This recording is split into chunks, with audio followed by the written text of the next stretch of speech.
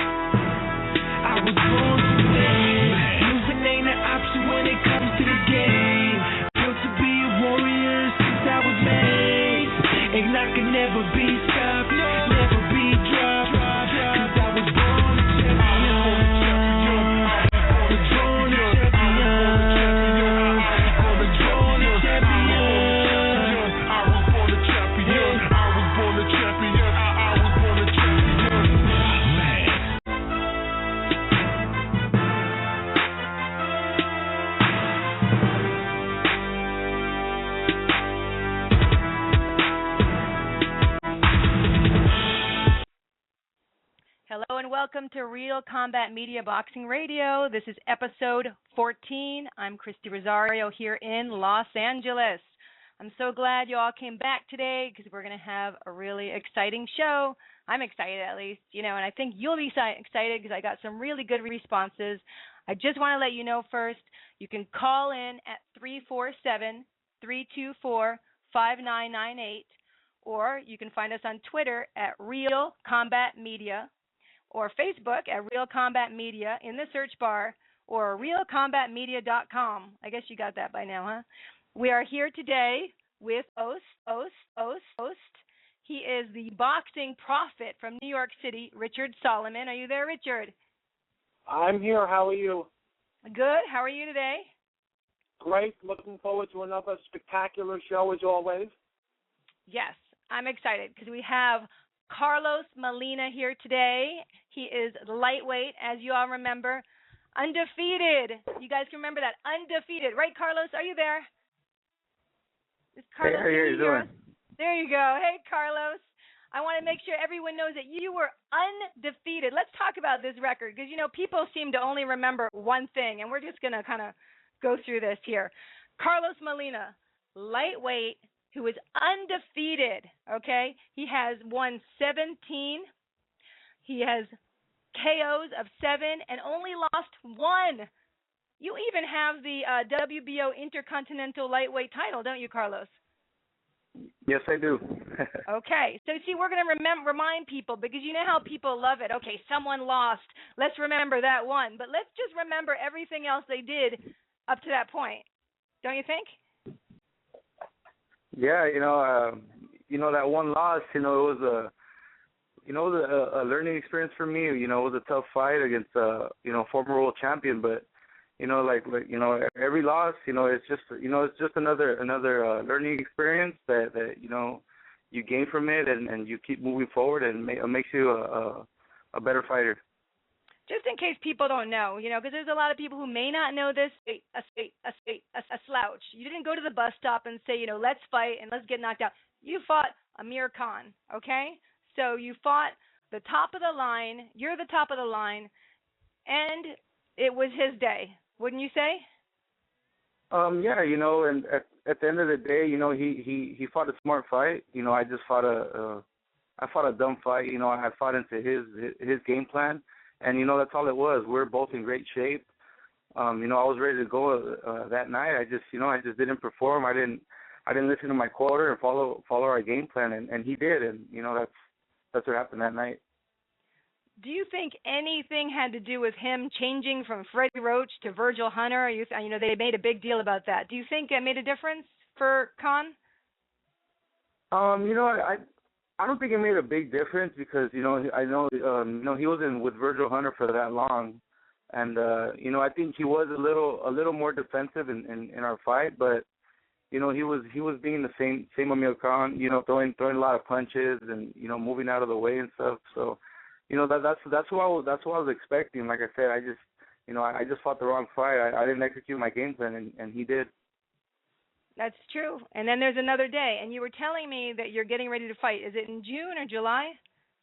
Yeah, we're getting ready for a date in July. I'm not sure exactly what date, but sometime in July. I'm getting ready to get back in that ring. I'm anxious for it already. So I gotta go back to my winning ways.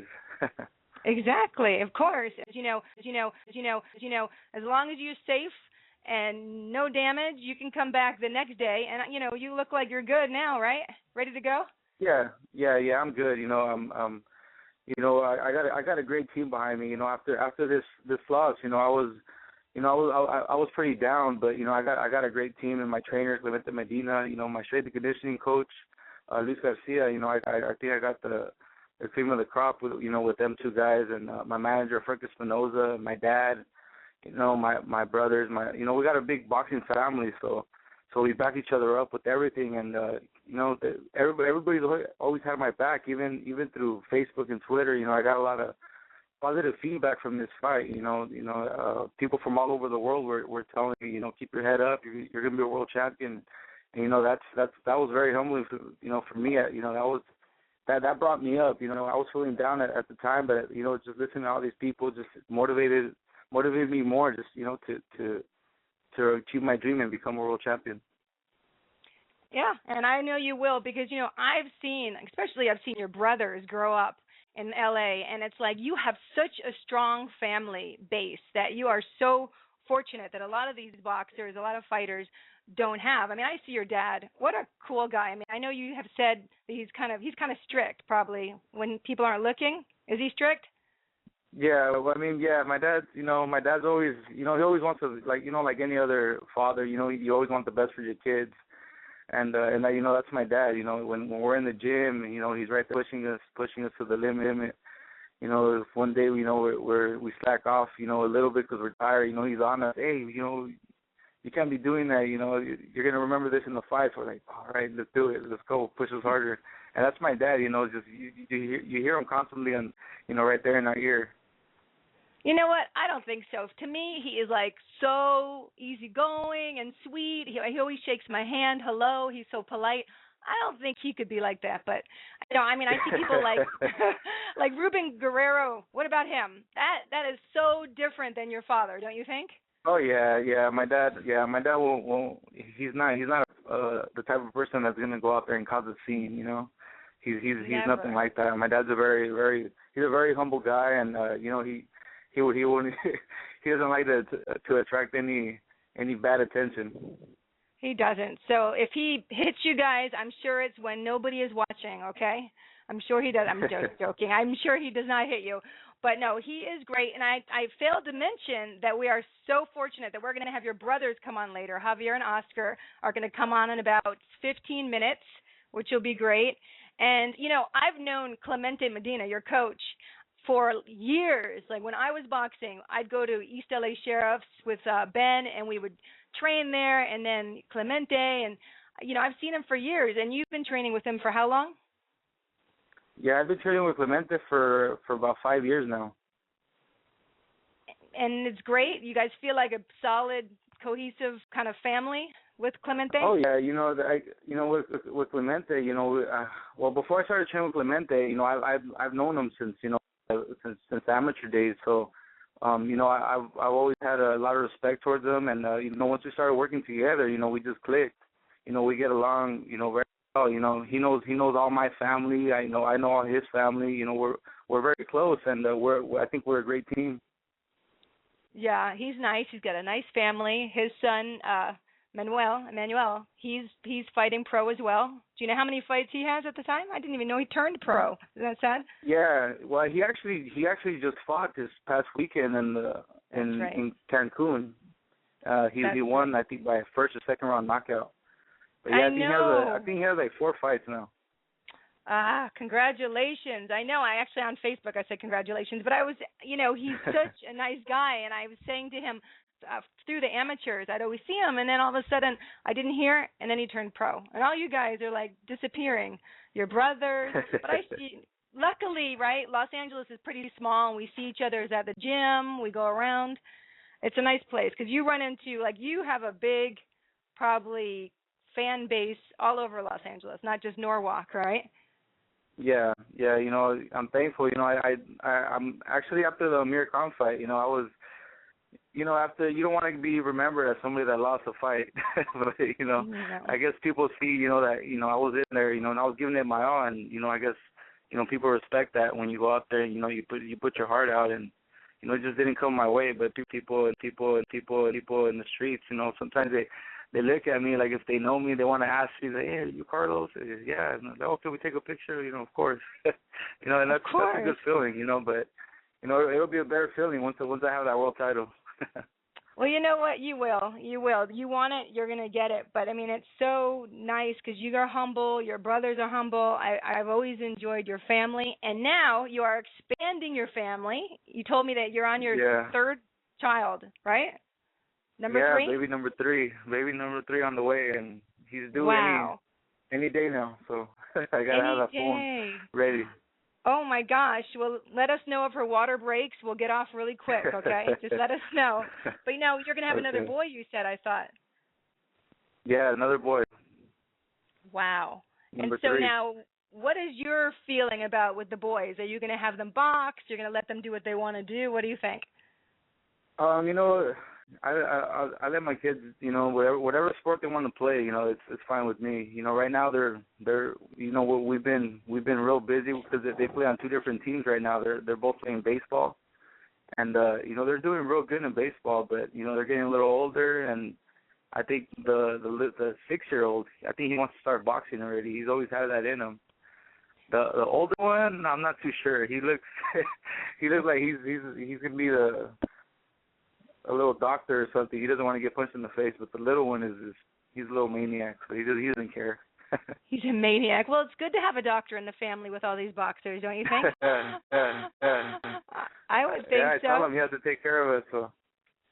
Oh my gosh. Well, and I always tell my son who loves boxing, I'm always like, but you know what? You can't get a scholarship for boxing, and so I'm thinking baseball. That's a nice direction, Carlos. Scholarship. Yeah, lots of money. Yeah, that's what I was telling him. I'd be able to go hang out with you guys in the offspring or something. See, no, I think that is awesome, and congratulations on the 3rd boy. Oh my God, that's exciting. I also want. Do you have any endeavors that you're going through right now that you want to tell us about, or do you know who you're going to fight in June or July? I don't know who I'm fighting yet. I know it's not going to be like an easy fight or a tune-up fight. I talked to my manager and they want to bring me back right away. So whoever it is, it's more than likely going to be a top 10 guy, whether it's at 135 or 140. We still haven't decided yet, but it's going to be a top 10 guy. That's what I wanted to ask you. Do you think you're stronger at 135? I felt great at 140. I didn't feel weak at all. I felt like in that fight, I never felt like he was stronger than me. He was, taller than me and he had long arms, but I never felt his power. So, I felt comfortable at 140, but if I get a good shot at 135, then I'll go back down to 135. So you're flexible, right? We can tell everybody, close is ready. It doesn't matter which weight, 135, 140, you'll take them, right? Yeah, exactly. Whatever. If the opportunity knocks, at 135, then I'm more than ready to go for 135. All right, and we have a co-host. It's I'm going to call you the boxing prophet. That's right, Solomon? What do you like to be called? Every week I'm like, Richard Solomon, the boxing prophet. Are you there? I'm here. The boxing prophet's fine. Just roll off your tongue. The boxing prophet. Profe, Jefe. Anyways, this is Carlos Molina, and I know you have questions for him, so I'm going to let you go ahead.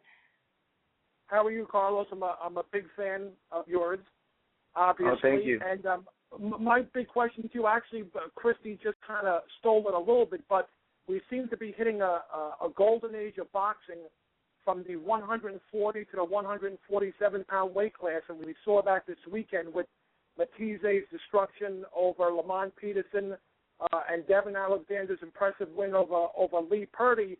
Reports are that Devin Alexander is going to fight Amir Khan on December 7th. That's what it seems like anyway. would you be interested in fighting Amir Khan or the winner of that fight? I'm more before I retire, my goal is to beat Amir Khan. But I think it'd be foolish of me to call him out right now. Since he beat me my last fight and I haven't done anything lately. So my goal is for me to capture the title. Once I capture that title, then I'll call him out and ask for that rematch. Right. So you wouldn't mind going to 140? Obviously, 147 is too much of a stretch, I would imagine. Yeah, not at all. 140s. Like you said, it seems like 140 is a division to be in now, and I think I'd like to be in that competition at 140. I'd love to mix it in there with those guys. Like Matisse and Peterson. People might call me crazy. Like, what, Matisse? But you know what? You never know how you can do against a guy till you're in there, and I wouldn't mind being in there with Matisse. And since the loss to Amir Khan, what have you made? What adjustments have you made in the gym? Are you working on being a better boxer with the jab, or are you working on being more aggressive and luring your opponent into a sort of a war in the trenches type of fight, or are you working on both? Just working on everything. I think that fight it was more mental. It was more mentally than anything else, because that fight, I did get frustrated, and I think I let that get the best of me. In that fight, I think I was instead of utilizing my boxing skills and letting my hands go, which is the way I fight. I was trying to load up on shots, and I know I'm not a big heavy puncher, and in that fight I was trying to be that heavy puncher. I think it was more mental than anything else. But we're back in the gym and just working on different tactics and just getting that mindset stronger, and that way when we do get in those trenches, we know how to how to battle through it and not get frustrated, because once you get frustrated in anything, you're not gonna compete to the ability that you know how, and I think that was the key. Gotcha. And as a fight fan, and this will be my last question for you, we all have dream fights as fans that we want to see. What, as a fight fan, what fight do you think would transcend the sport, which would get all of the fight fans, ready to fork over the $60 to spend on pay-per-view? What fight does Carlos Molina want to see? Well, I think the biggest fight that you can see right now is any fight with Mayweather. So I would have to say Mayweather, and I would say Canelo. I think Canelo has the biggest. I mean, he has all of Mexico behind him, and I think he has the best shot at beating Mayweather. I don't really see anybody else out there that has a close shot of beating him. And I think that would be a huge fight. Only because Canelo is the bigger guy, and he's a strong fighter. I couldn't agree more with you. And there are reports running around town that after the Mayweather-Guerrero fight, everyone insisted that the fight did a million buys, but now we're hearing that it failed to do 1 million buys, that it didn't exceed expectations, that it disappointed at the box office, and it might have done 850,000 buys, which, of course, is Mayweather's lowest performance in terms of pay-per-view buys since the Ricky Hatton fight. But, that's basically all I had to ask questions, Carlos. I just want to wish you good luck in your next fight.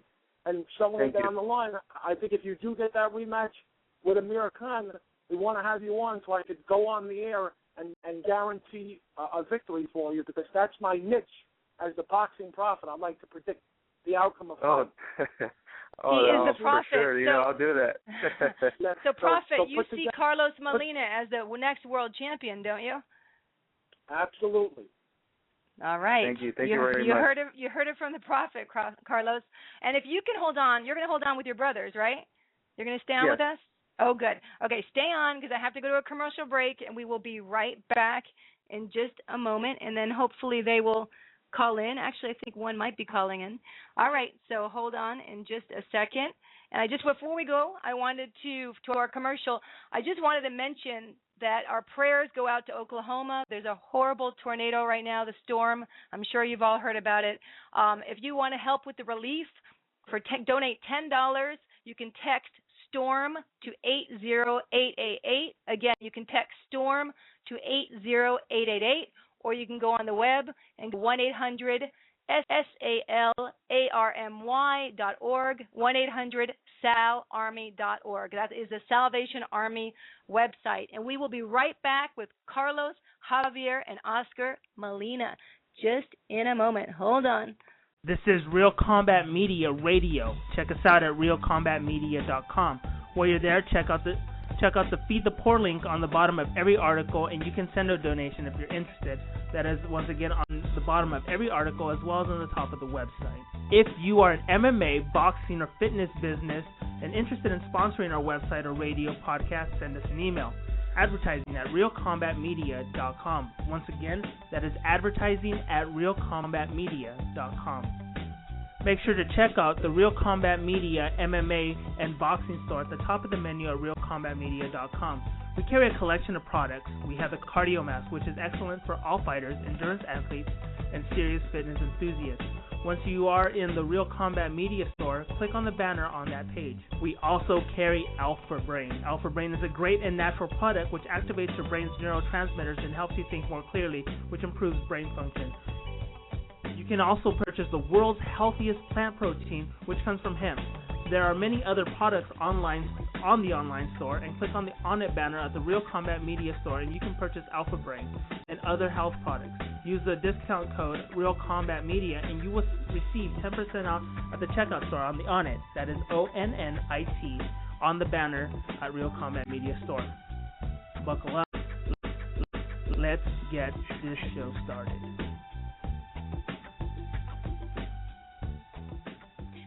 Welcome back to Real Combat Media Boxing Radio, episode 14. I'm Krysti Rosario, and I am here with my co-host, the boxing prophet, Richard Solomon. If you'd like to call, 347-324-5998, 347-324-5998. If you'd like to Twitter, at Real Combat Media, Facebook, Real Combat Media, or email realcombatmedia.com. And we are going to be talking with Carlos, Javier, and Oscar Molina in just a second. But want to tell you what's coming up later in the show. At 5 o'clock, we're going to have our media guest, Stephen Johnson, the Denver Boxing Examiner, who is also the lead writer for InsideBoxing.com. He's going to join us, and we're going to talk about cruiserweights. Denis Lebedev, I hope I said his last name right, losing to 41-year-old Guillermo Jones. Mosley versus Kano recap. Matese, who's next? Is it going to be Daniel Garcia? We're going to talk about that, and Kessler and Frotch preview. So we have an exciting show. We have great guests. I'm excited to have Carlos Molina. You still here, Carlos? Yeah, I'm here. Carlos is here. Javier, are you there? Yeah, I'm here. Javier and Oscar Molina, you guys, welcome to the show. You're here with me. And then we also have the boxing prophet. So if you want to know any prophecies, just ask him, okay? Are you there, Richard? Prophet? I'm here. How are you guys? Okay. So we got everybody here. Let me tell you first who we have here. I'm sure everybody knows, but I just want to remind them. We have Javier Molina, who I've seen grow up, just like Oscar Molina, in the Junior Olympic program. They both became Olympians. Very proud of them. 2008 Olympian Javier Molina for the United States.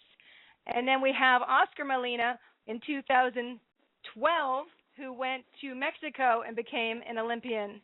And very proud of you guys. How are you guys today? We're good. Thanks, yeah, we're good. We just got back from. So go ahead, Javi. Go ahead, Oscar. Well, why are you?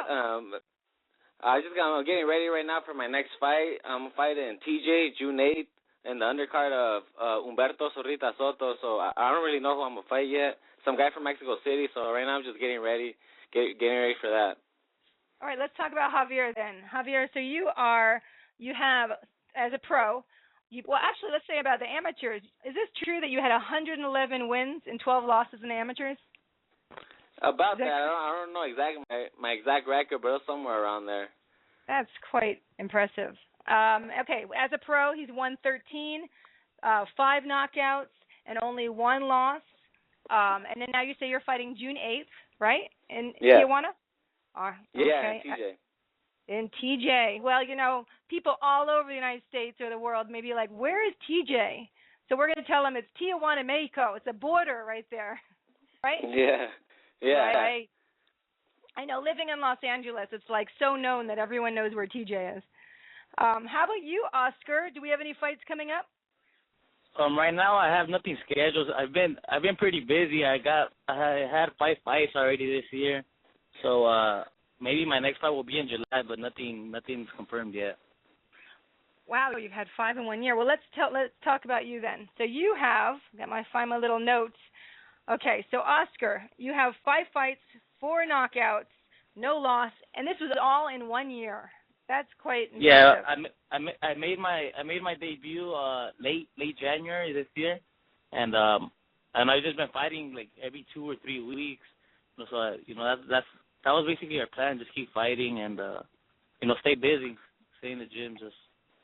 Wow, and you both are welterweights, right? You and Javi? Correct. Well, welterweight? Yeah, I've been fighting in between both 154 and 147, but I don't know. I've been fighting mostly all my fights like at 152. So I don't know if I'm gonna go down to 147 yet, or if I feel more comfortable at 154. So I'm not sure yet. Okay, so there's no chance that we're ever gonna have you two meet in the ring, then, huh? Oh no, not even if, never.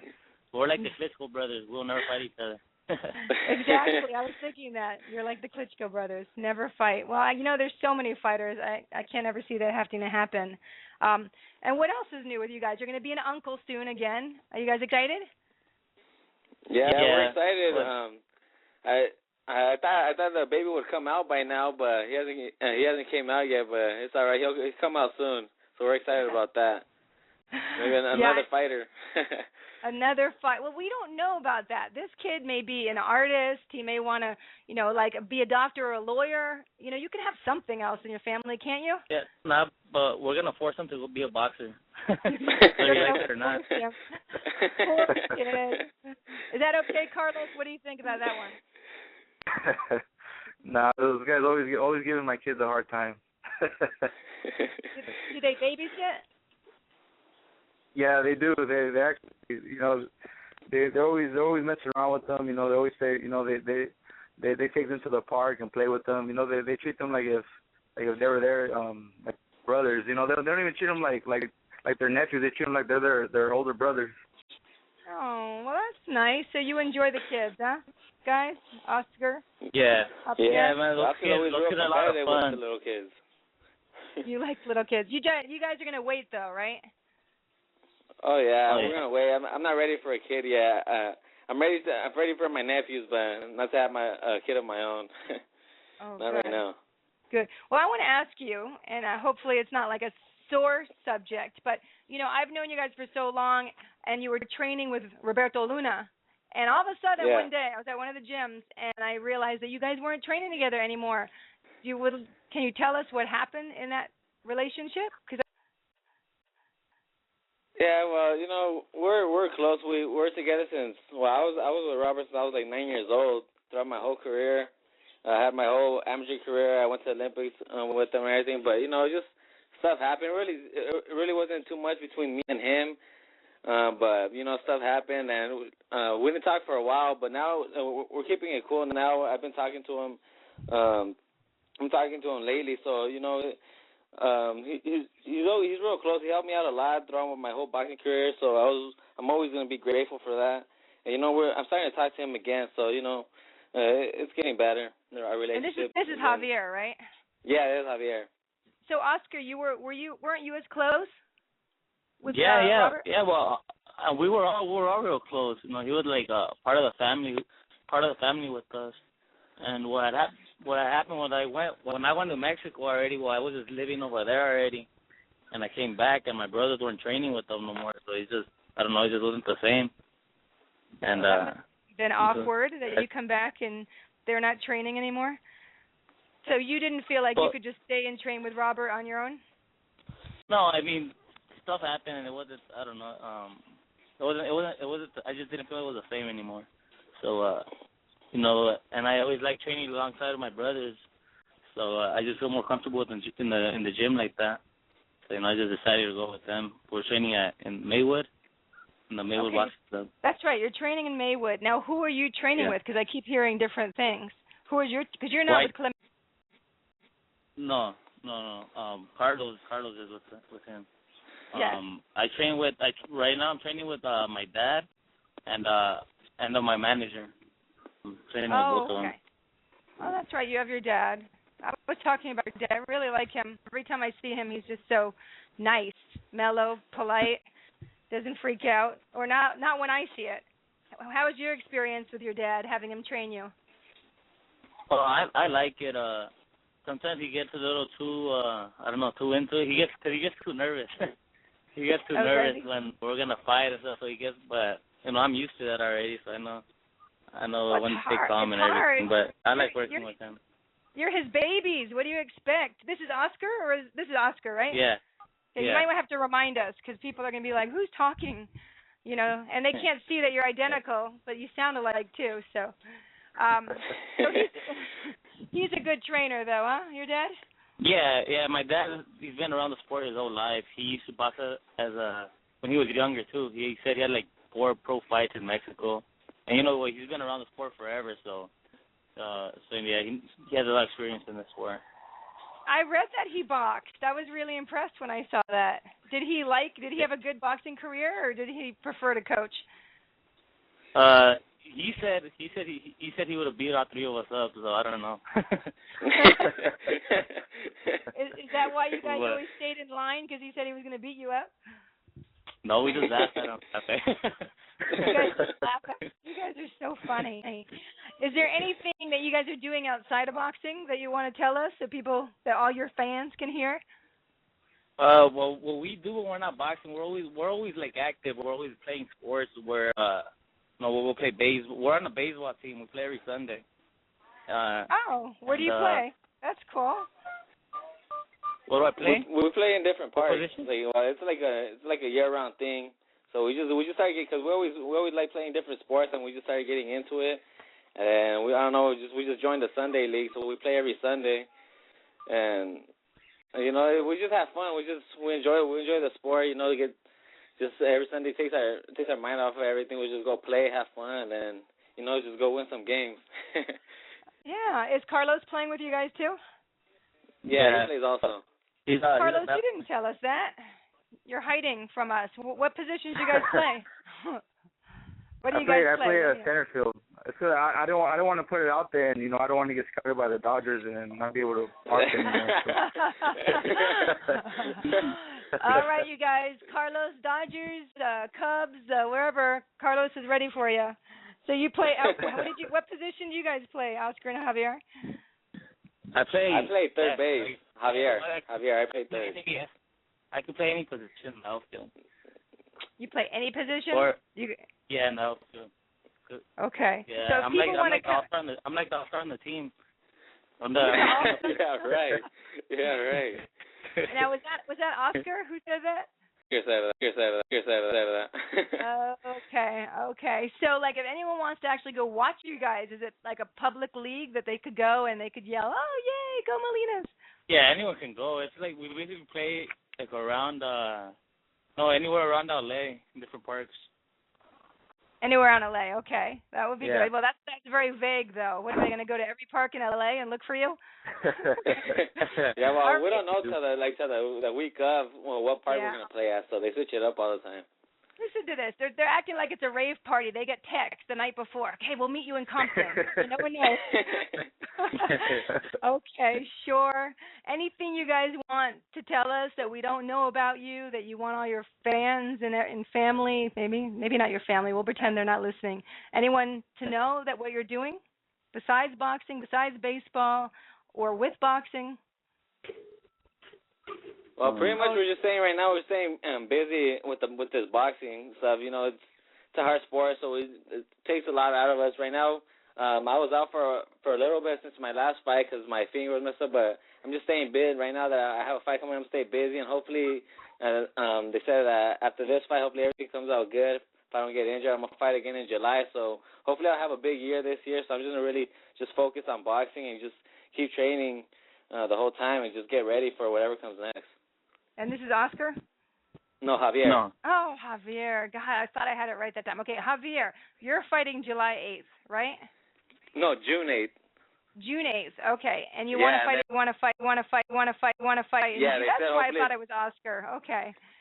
And then Oscar. If everything goes good. Go ahead. Yeah, they said if everything goes good, then again, I guess my next one's gonna be again in July. So it'll be. I'm gonna stay pretty busy. Okay, so you're gonna box a lot too. And now, Carlos, we're working for June and July as well, right? For you to fight. I think Carlos went to see if he's gonna have a baby soon. Okay, Oscar, what about you? Are you gonna? You're planning it every month too.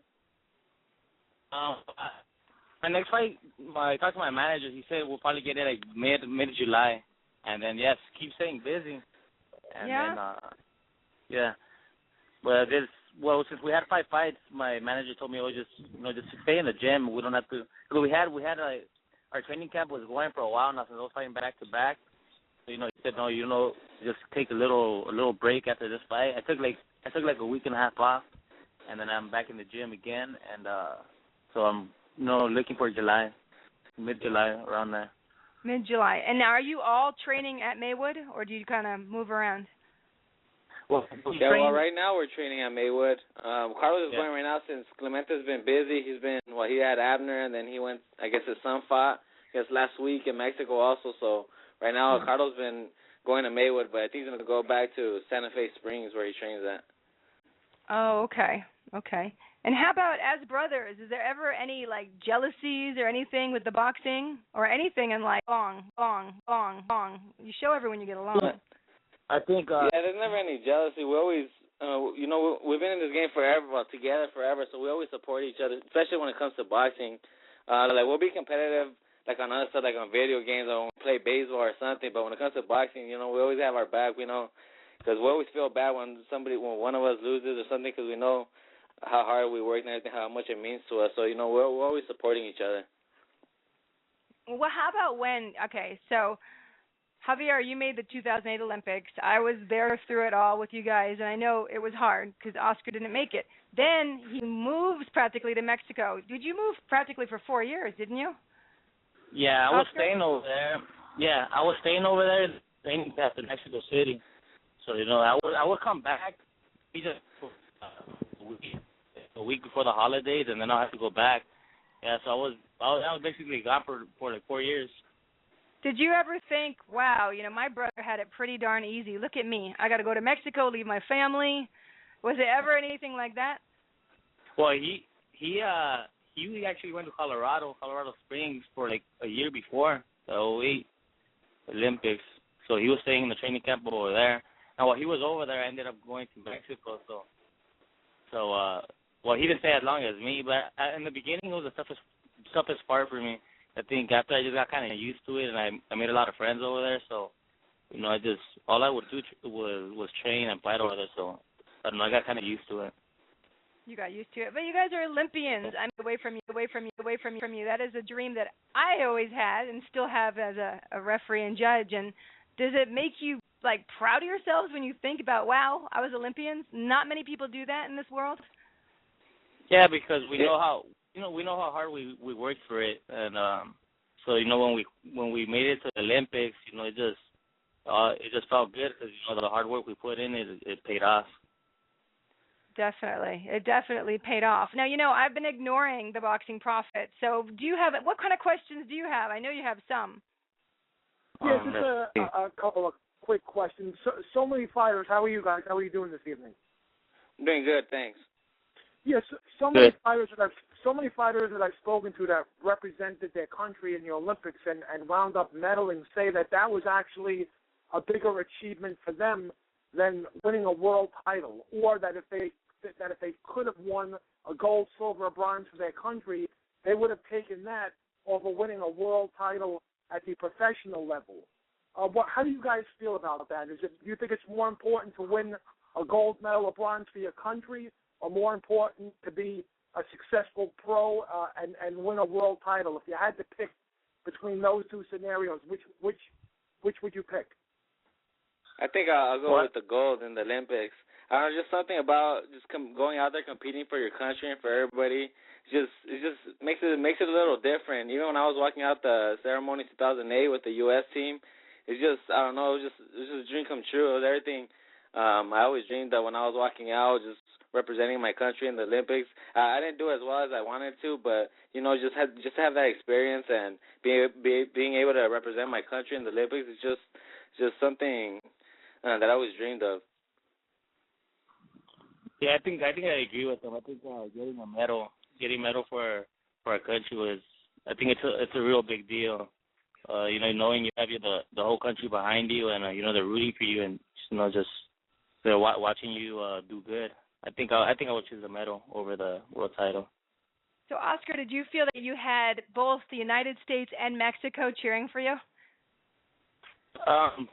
Yeah, I felt like I had both. I think since Javi, he fought for the U.S. Well, everybody knew I was from LA, but I represented Mexico. I'm real proud of my roots. When my dad and mom were born, so I was proud of fighting for Mexico. So I felt like I had both countries behind me. That's excellent. So, what do you think, Prophet? You have anything else to say for the Molinas? Just one more quick question, and obviously you guys train together, so you feed off of each other. Was there any jealousy in the ring between you two? In other words, like Oscar, maybe you wish you had Carlos's jab, or Javier, you wish you had the hand speed or the power that Oscar has, and you may lack. And did you ever comfort each other and show each other there is room for improvement, or do you tease each other and say, "Oh, you wish you had my jab," or "You wish you had my defense"? How exactly does that work when the Molina brothers train together? No, I think it's the opposite. I think we just learn from each other. I think we're privileged to have I'm privileged to have my brothers. They're so good. I learned a lot from them. So we never try to compete against each other in this sport because we've been doing it forever. We know how much this sport means to us. So it's kind of like, I don't know, I don't want to say crossing the line if we try to, I got a better jab than you or this and that, because we know how important this sport is to us. So we try to help each other in any possible way to improve. Well, you guys are great, and I've seen you for years, like I said, and I always love that you guys are so tight and so close and fantastic boxers. And did you have any shout-outs, any sponsors, anything you want to say before we have to go? Just to all the fans. Go ahead. Okay, why don't you go first? Oscar, go. I just want to thank all the fans, for all the support, and just to keep a lookout for us, and we're gonna try to do big things in this sport. Yeah, just the same. I want to appreciate all the support from everybody, and we're gonna stay busy, keep fighting, and try to do big things this year.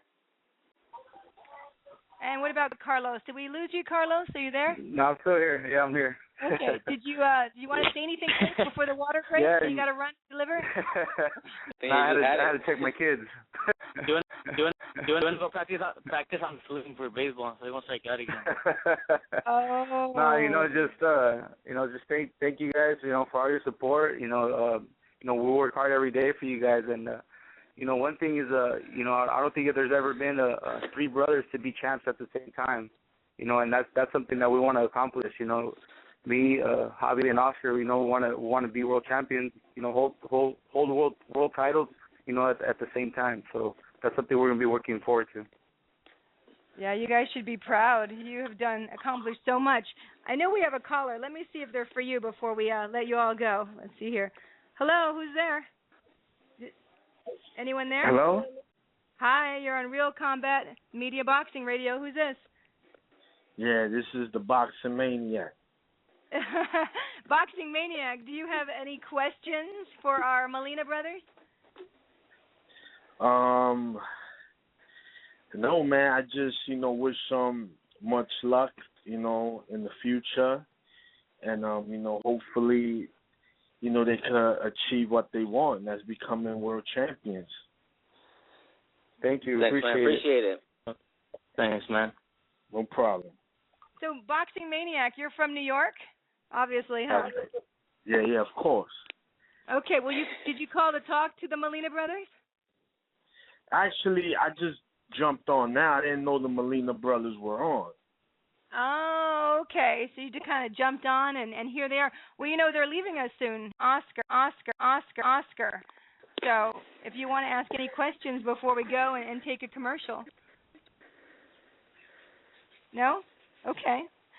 And Prophet, you're done? I feel like I I'm just losing wanted everyone. to wish them all a great deal of success, and I think that would be awesome for the sport of boxing to have. I mean, we've had two, obviously. Oh. Did we lose you? Prophet, you there? Yeah, I'm here. I just wanted to wish Carlos, Javier, and Oscar the best of luck in their future fights, and I think that would be something. We know that on numerous occasions we've had two brothers who have simultaneously held titles at the same time. How crazy would that be to have the trifecta? Three brothers at the same time. It would be an incredible feat. Yeah, that would be exciting. Well, we wish you the best of luck. Carlos, Javier, Oscar, thank you so much for coming on here and talking to us. I appreciate it. Thank you for having us. All right, guys, I'm sure I'll see you around L.A. soon. And give a message to Frank. Can you give a message to Frank for me, please?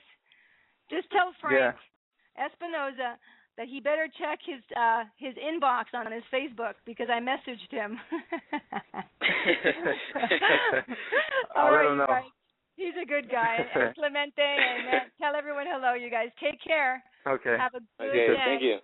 All right, bye. bye-bye. We're going to take a second and go to a commercial, and we will be back with all our topics here. We're going to talk about Lebedev and losing to the 41-year-old Guillermo Jones. I know people make a big deal. Come back, talk about Mosley, beating Cano. Matese, let's say, against Daniel Garcia, Kessler, and Froch. And we will go to commercial right now. This is Real Combat Media Radio. Check us out at realcombatmedia.com. While you're there, check out the Feed the Poor link on the bottom of every article, and you can send a donation if you're interested. That is, once again, on the bottom of every article as well as on the top of the website. If you are an MMA, boxing, or fitness business and interested in sponsoring our website or radio podcast, send us an email. Advertising at realcombatmedia.com. Once again, that is advertising at realcombatmedia.com. Make sure to check out the Real Combat Media MMA and boxing store at the top of the menu at realcombatmedia.com. We carry a collection of products. We have the Cardio Mask, which is excellent for all fighters, endurance athletes, and serious fitness enthusiasts. Once you are in the Real Combat Media store, click on the banner on that page. We also carry Alpha Brain. Alpha Brain is a great and natural product which activates your brain's neurotransmitters and helps you think more clearly, which improves brain function. You can also purchase the world's healthiest plant protein, which comes from hemp.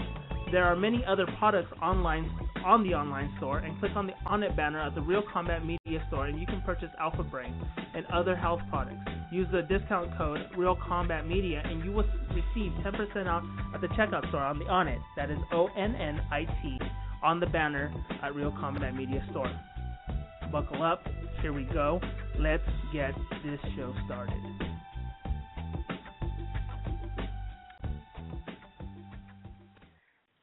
Hello and welcome back to Real Combat Media Boxing Radio and Boxing Maniac. I didn't mean to I don't know what happened. You disappeared. If you want, call back. You can talk to us. Join us on the topics. All right, Boxing Maniac. Anyways, we are back. Episode 14. I'm Krysti Rosario from Los Angeles here with Richard, the boxing prophet Solomon from New York City with all his prophecies for the future of boxing.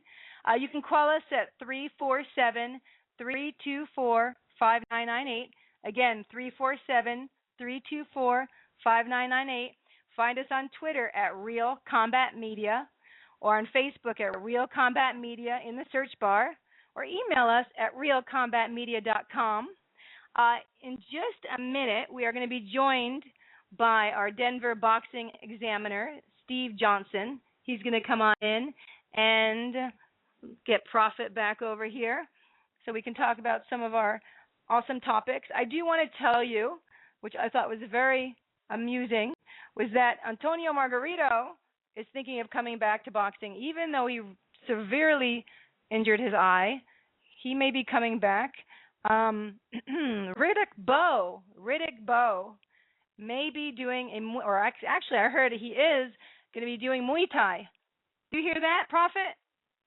Yeah, I heard it on social media. That's a scenario that I will only believe when I actually see it.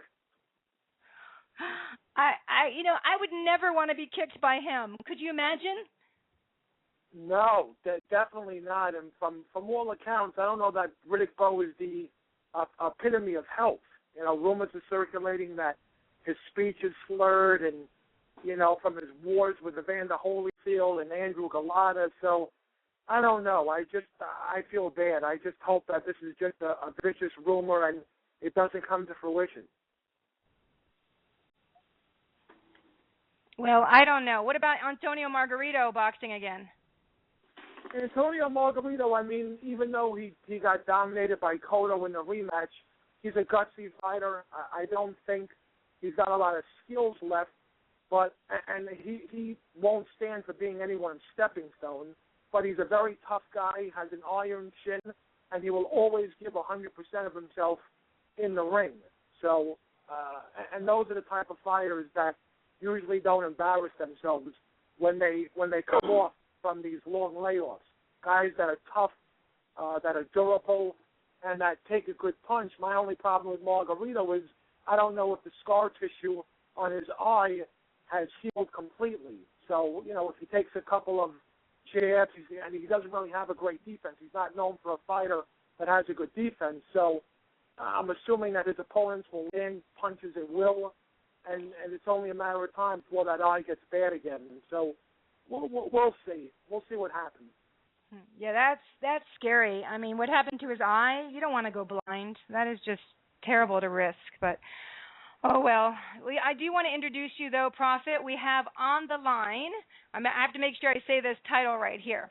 We have Steve Johnson, who is the Denver Boxing Examiner and the lead writer for InsideBoxing.com. Hey, Steve. Hey, Krysti, that's exactly right. You got it correct. That was like a tongue twister. I'm like, please, Steve, write it for me. So, he had to type it for me, so I knew how to say it. And meet Richard Solomon, our boxing prophet. How you doing, Prophet? I'm good. How are you, Steve? Fantastic, sir. Very happy to have you on here to join us. Did you hear anything with the Molinas a little earlier? Yes, I did a little bit, and I'm a big fan of the Molina brothers. As I heard you get to mention, I know their Olympic dreams have got kind of shattered a little bit, but I expect them to make major waves here in the professionals now, and it looks like they're on the right track. They will, and just to be an Olympian is amazing. I am so envious that they got to do that, and I give all kudos, and I'm very proud of them. They're a really nice family, and I thank them for coming on. But we are going to switch gears now, and we are going to talk about, we were kept teasing this. So, cruiserweights.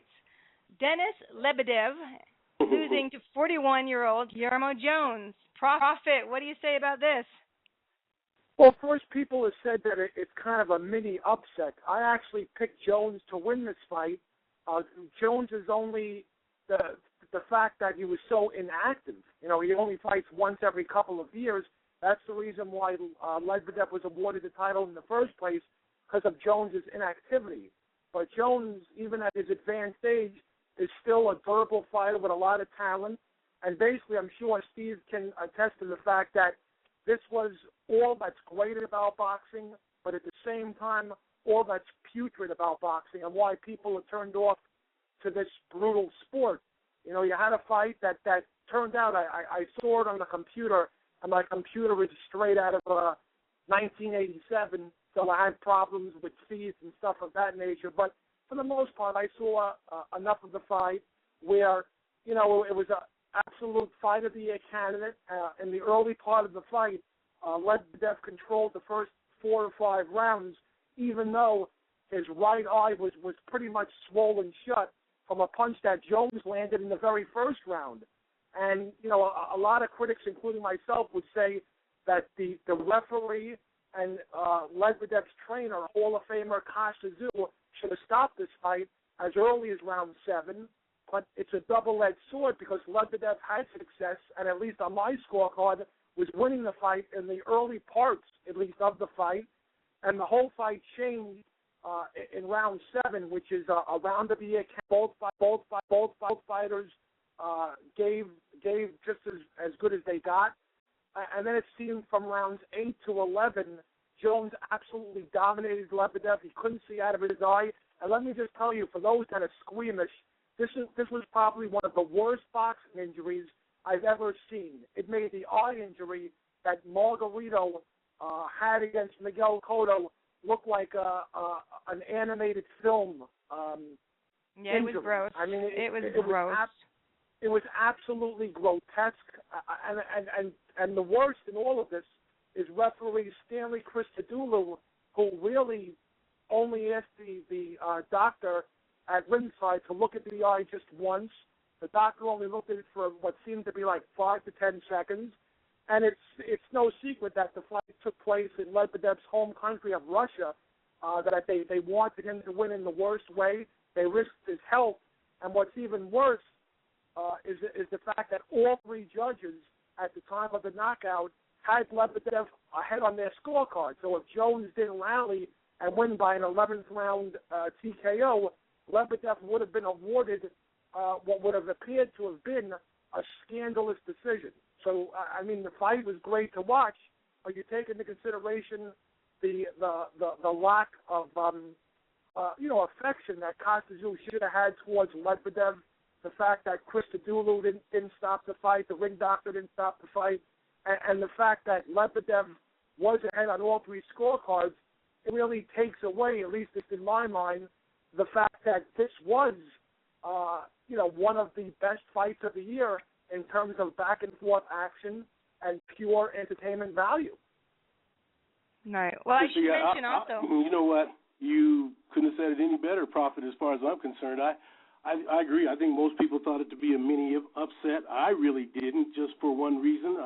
I think, like you said, Guillermo Jones doesn't have that wear and tear because he hasn't fought that regularly over the last few years, and then you take into account that he's 6'4", and Lebedev is only 5'11".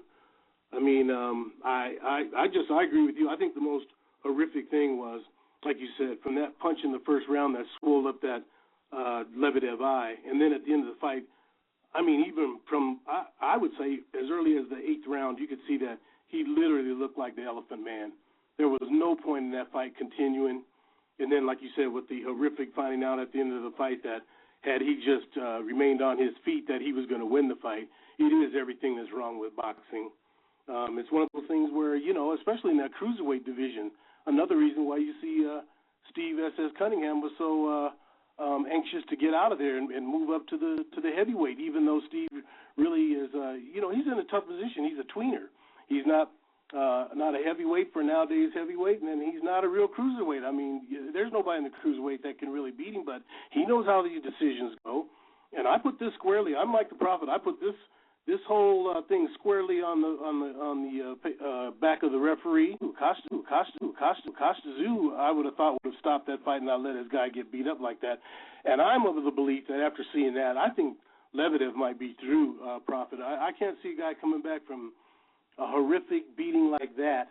And, we're always worried in boxing about head injuries and later in life, having your brain scrambled. And anybody that would look at the pictures, I happened to see the fight from start to finish, but anybody that see the pictures at the end of that fight of Denis Lebedev would have to really be concerned about him for when he gets to be my age, to see how, if he's able to speak coherently or even carry on a conversation. These are the kind of beatings we don't want to see guys take. And for the WBA World Cruiserweight title, in his own backyard, these are things that we just can't have. Yeah, I agree with. Good. Let me before, because I didn't even get to say this, I want to make sure everyone knows that Denis Lebedev, he has 125, he has 19 knockouts, and he's lost 2. And then we have Guillermo Jones, who has won 39, 31 KOs, knockouts, and has lost 3. And then he has 1 KO for himself of losing. So I'm sorry, Prophet, go ahead. I just want to make sure people listening kind of know the statistics as well. Yeah, I think that Lebedev, for all intents and purposes, is done as a fighter. I wouldn't be surprised if he had some sort of detached retina or a very serious injury. It was grotesque. I barely watched the fight. The later portions of the fight were just one-sided, and it's just amazing to me that Costa-Zoo, the referee Stanley Christodoulou, and the doctor at ringside didn't have more compassion in stopping the fight. And people will say, what are you talking about? For those that really come up with some sort of ludicrous argument to maybe why the fight should have gone on, is maybe you can point out that Lebedev did control the early portion of the fight. He did win, I would say, at least 5 out of the first 6 rounds. And you take a look at the scorecards going into the 11th round, one judge had Lebedev ahead 6 rounds to 4, which isn't really criminal. I had Jones ahead 6 rounds to 4 going into the 11th, but the other 2 judges must have been watching a completely different fight, and this is why fighters don't want to go overseas in world title fights, because they know they're going to get robbed. One judge had it 7 rounds to 3 for Lebedev, and the other judge had it 8 rounds to 2 for Lebedev going into the 11th round. So it's and that's like you said, Prophet. For anyone that got a chance to watch the fight, it was ridiculous. After 10 rounds, I had the fight 7-3, and I like I said, to be honest, after the 9th round, I thought the fight could easily have been stopped. I thought, well, they're in Russia, and I guess they're going to let it go on, but there was no reason to let Lebedev take that beating like that. And your words, criminal, grotesque, perfect words for that fight. Well, you have the responsibility of, you have the doctor, the referee, and the cornerman, so it's not just one person. Anybody of those, they could have stopped the fight. Yeah, Krysti, that's true. But you know what? I agree with Prophet. Your corner is the one who is the number one responsible for looking out for your safety. I mean, be damned, the referee and the judges. It's on your corner. And Costa-Zoo, you can sugarcoat it if you want. That's on him. He should have been the one to say, hey, my guy has no chance to win this fight, and I'm not going to let him, be a basket case later on in life. I put it on his squarely on his shoulders, and I hope that other people do. No, I completely agree with you. That we should see more cornermen or women, whoever's in the corner, stopping fights. You don't wait for the doctor. You don't wait for the referee. You have to think of the long run and keep these boxers and fighters safe.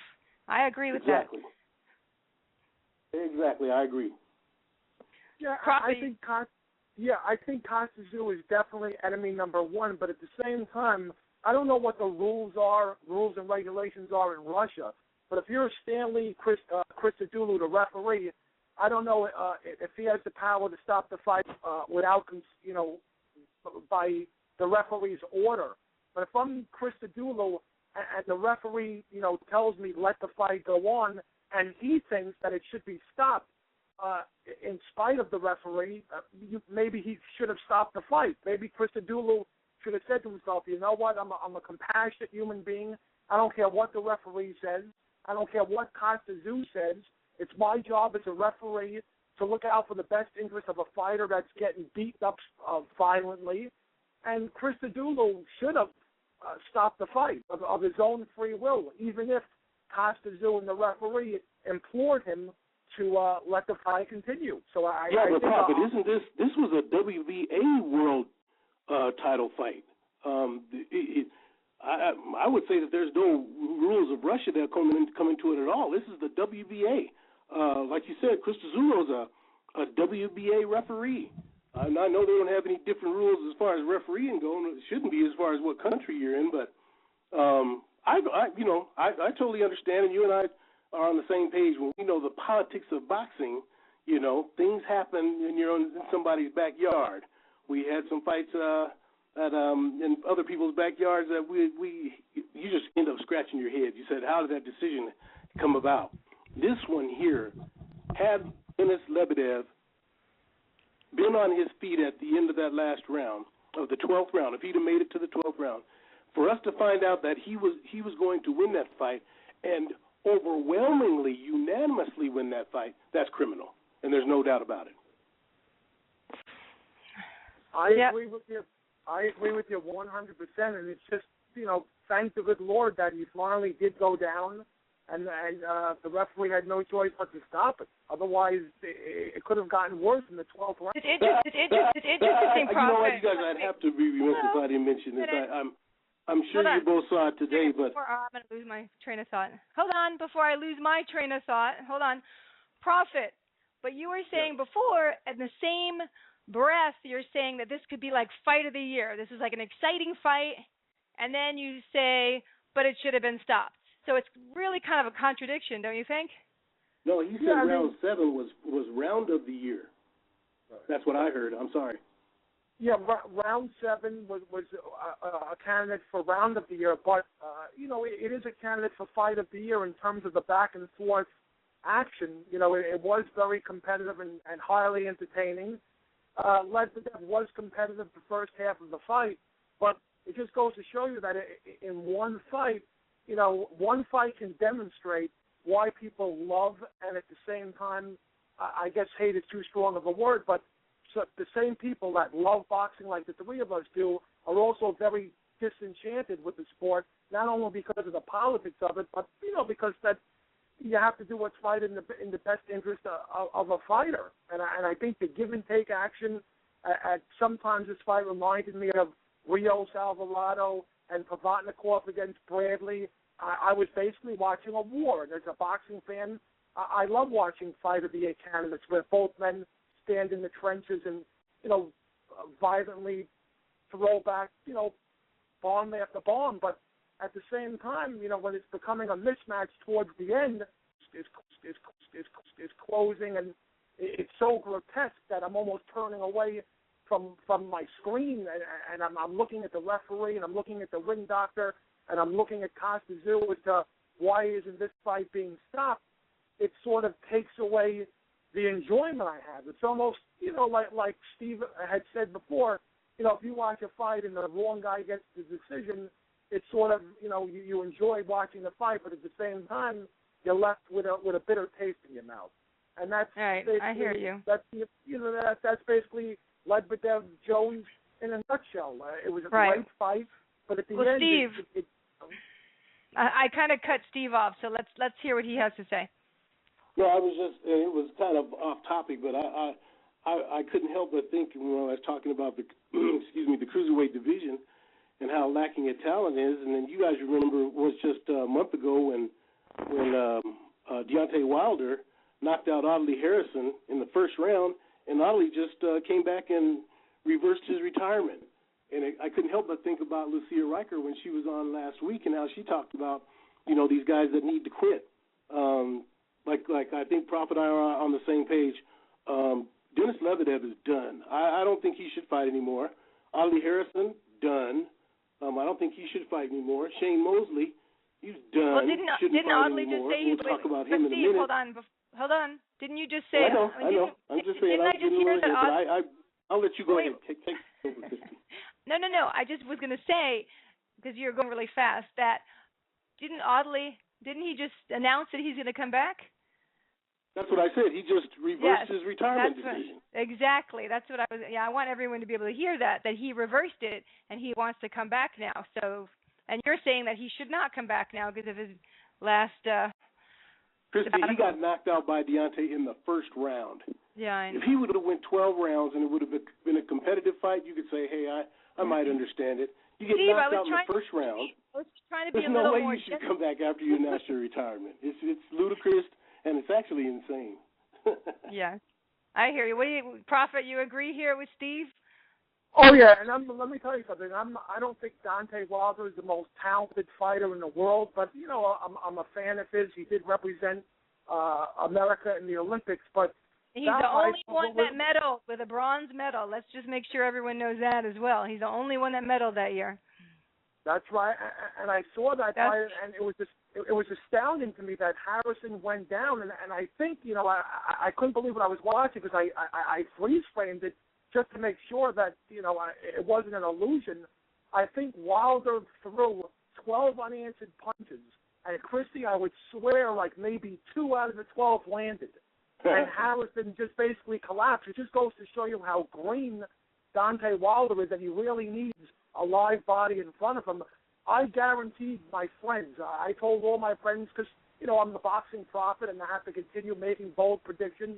I told all of my friends that wanted to listen because sometimes I guess I could be annoying, tooting my own horn and whatnot. But I said if Audley Harrison makes it to round number 3, I'm going to buy all of you a steak dinner.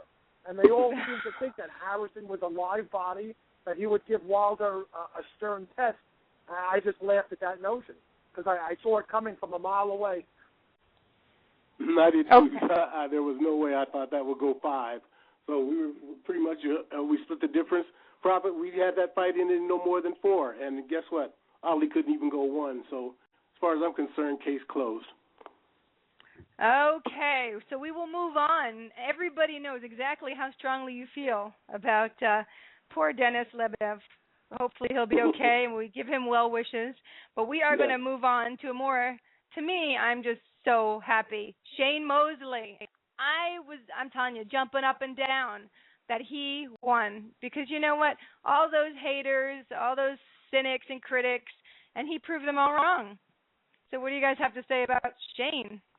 Well, I would like to go first, Prophet, just because I know Krysti's not going to like this, and I know Shane is a fan of hers, and she's a friend of his, and I'm a big Shane Mosley fan myself, other than the fact that, like I said, Shane should have been done. But let me just put it to you this way. Shane Mosley and Golden Boy Promotions put this fight in front of Pablo Cesar Cano, in spite of the fact that Cano had a signed contract to fight a kid here from Denver, Manny Manos Perez. I happen to know for a fact that fight was on a Saturday, and Manny was ready to go to the airport on Thursday morning when he got the call Wednesday night that the fight had been canceled because Cano had some, they said, the flu. Now, there was an interview that he did on Monday on Fight Hype where he said how he was great shape, he was ready to go, he couldn't wait to fight Manny Perez, but 2 days later he has the flu and he can't go. Okay, to show you the balls that Golden Boy has, not even 3 weeks later, they announced the fight with Shane Mosley. So you don't have to be a rocket scientist to figure out what happened there. But the thing that's very interesting about the fight is that Shane Mosley, for the first time in 56 fights in his professional career, he travels to Mexico. So I would have thought that Cano should have known what he's up against with that happening. With the only conclusion I came to is that they're here once again. We have another WBC title up for grabs, and what better way to get Shane Mosley back in the mix than have him pick up another WBC title? On one end, as you said, it's good to see him, be able to come out of the fight with a win. But come on now, Krysti, he's 41 years old, and you have him at the end in the last few rounds of the fight being stronger than the kid that's only 23 years old. I find that hard to believe. Once again, we talk about the politics of boxing. Once again, I know Shane Mosley's a friend of yours. You're a fan of his. But as far as I'm concerned, this was strictly another situation of the politics of boxing. Really? I don't really see it that way. I see that he got his WBC International Welterweight title with a score of 115-113 unanimous in Mexico, and he beat a Mexican. I mean, come on now. What do you think, Prophet?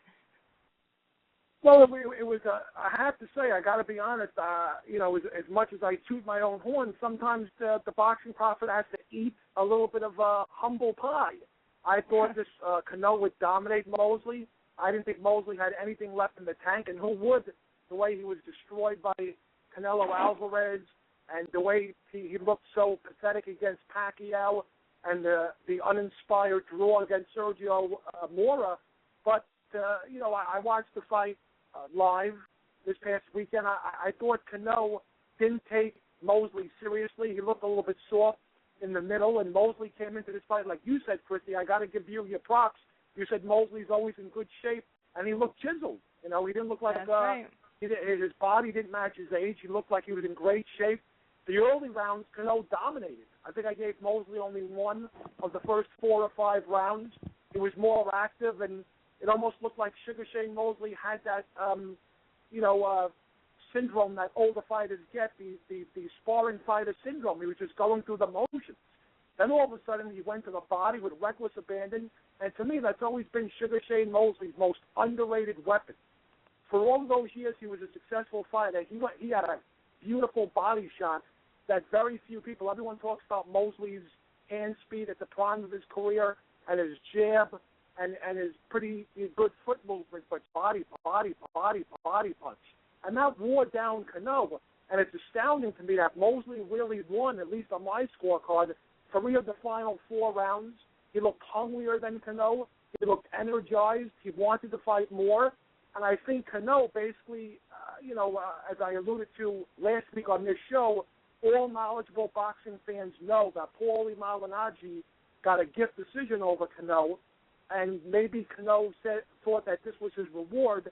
After not getting the decision against Malignaggi, he would feast on Sugar Shane Mosley, who's a bona fide first ballot Hall of Famer. It's a great name on his resume, and he can, get a title shot somewhere down the line, against, a great fighter. But he didn't take Mosley seriously for whatever reason, and Sugar Shane Mosley looked the best that he's looked, to his credit, in years. The only problem is, his punches were still looping. That they were a bit slower, as he is up there in age now. But I give credit where credit is due. I thought Cano would win an easy decision. Mosley proved me wrong. I scored the fight as much as we criticized the judges. I thought Mosley won the fight 7 rounds to 5, and all 3 judges scored it that way accordingly. But I don't know what's next for Mosley, but I would not jump into the ring with a pound-for-pound great just yet. If I was Mosley, I would take, I guess you can call it another tune-up fight, just to see how much he really has left in the tank. Don't be calling out any of the big names just yet. But I'll agree with that. I will agree with that, Prophet. And I'll tell you what. Just because you mentioned it, and I think that's a very good analogy to make. If Shane Mosley really wants to show that he's back, if you were of the belief that he never left, if he wants to show him as he's back, let him fight Manny Perez here from Denver, who the kid I said who got screwed in the Cano fight. Manny Perez actually was on. You might have seen Prophet on Friday Night Fights. That's why you're bitter. You're bitter. No. I'm telling you. I asked Prophet if he saw Manny Perez on Friday Night Fights. He fought Vernon Paris. He got screwed in that fight. Manny Perez clearly beat Vernon Paris. So you can sugarcoat it if you want. Well, I won't. I do like what Prophet said. He said maybe with this thing with Paulie Malignaggi, he thought that Cano would have thought he was going to get a gift with Cano, but Cano thought he was going to get a gift with Mosley, but Cano obviously wasn't sharp enough to figure out he's fooling around with Golden Boy. You're not going to get any gifts against the guys that they want to be up there, and obviously Golden Boy wants to have Paulie Malignaggi, and Shane Mosley in the mix some kind of way, and that's my own opinion. Okay, well, let's just mention that Shane has never been KO'd. He's never been knocked out. He's never dodged anybody. He's won 47. He's KO'd 39, only lost 8, and he has fought the best of the best. So it's not like he's going to dodge anybody in the process. I believe he won that fair and square. He's worked hard. I mean, I like him because I just think he's a humble, nice guy. I see him. His son is Shane Jr., and he's boxing in the amateurs now. It was nice to see his dad back in there, Jack. At one point Jack says, you're great. Show him that you're great. And I thought, wow, this is a father. And he was really calm, Jack, because I've seen Jack in the corner with Shane Jr. where he's like, wah! But, it was really a nice dynamic. And then you have Rudy Hernandez, who was his cut man. And then you have my buddy John Bray, who was a commentator and did a fantastic job. So I felt it was like a family affair almost. Oh, yeah, so there we go. We can see where your bias comes. I got you. Okay, as long as we're square away on that, Krysti.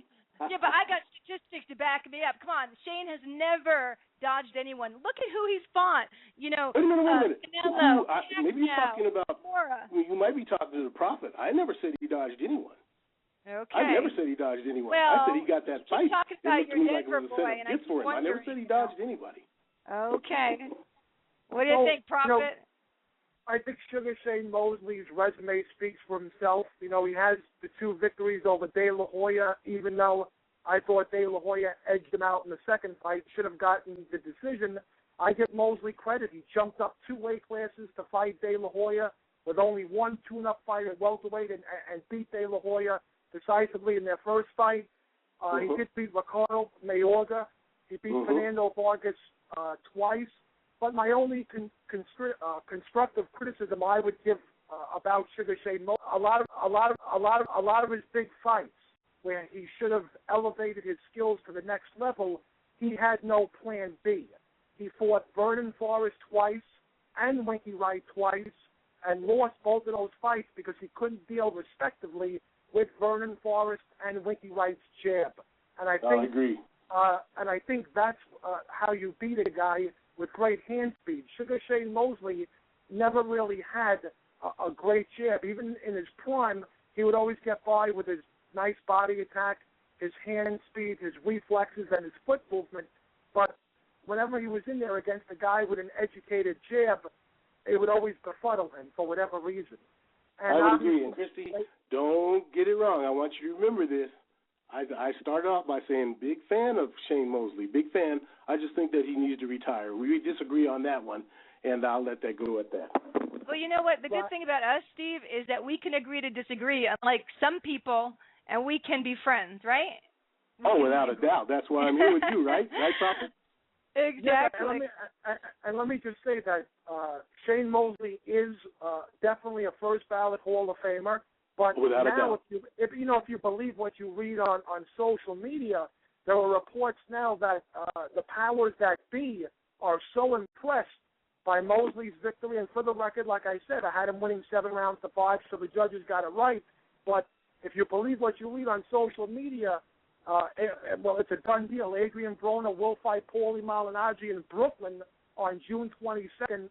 And, of course, the leading candidate to get the winner of that fight is Sugar Shane Mosley. And let me state for the record, if Malignaggi somehow pulls off the upset over Broner, which I doubt he will, Mosley Malignaggi, in a weird sort of way, can somewhat be competitive, because I always viewed Paulie Malignaggi as a career underachiever, sort of like Zab Judah. But make no mistake about it, if Adrian Broner beats Malignaggi, and I think he will decisively, I don't think Sugar Shane Mosley has any chance whatsoever of hanging in the ring with a prime young lion like Adrian Broner. I would agree. You guys, we are going to go to a commercial. You both are going to stay around. Don't leave me, because then I have to talk to myself and agree with myself, and I need Steve and Prophet to disagree with me. So stay tuned. Don't leave me. I'll be right back. We're going to have a commercial. But before the commercial, I want to just tell you that my prayers are out for Oklahoma, for what's happening. It's devastating.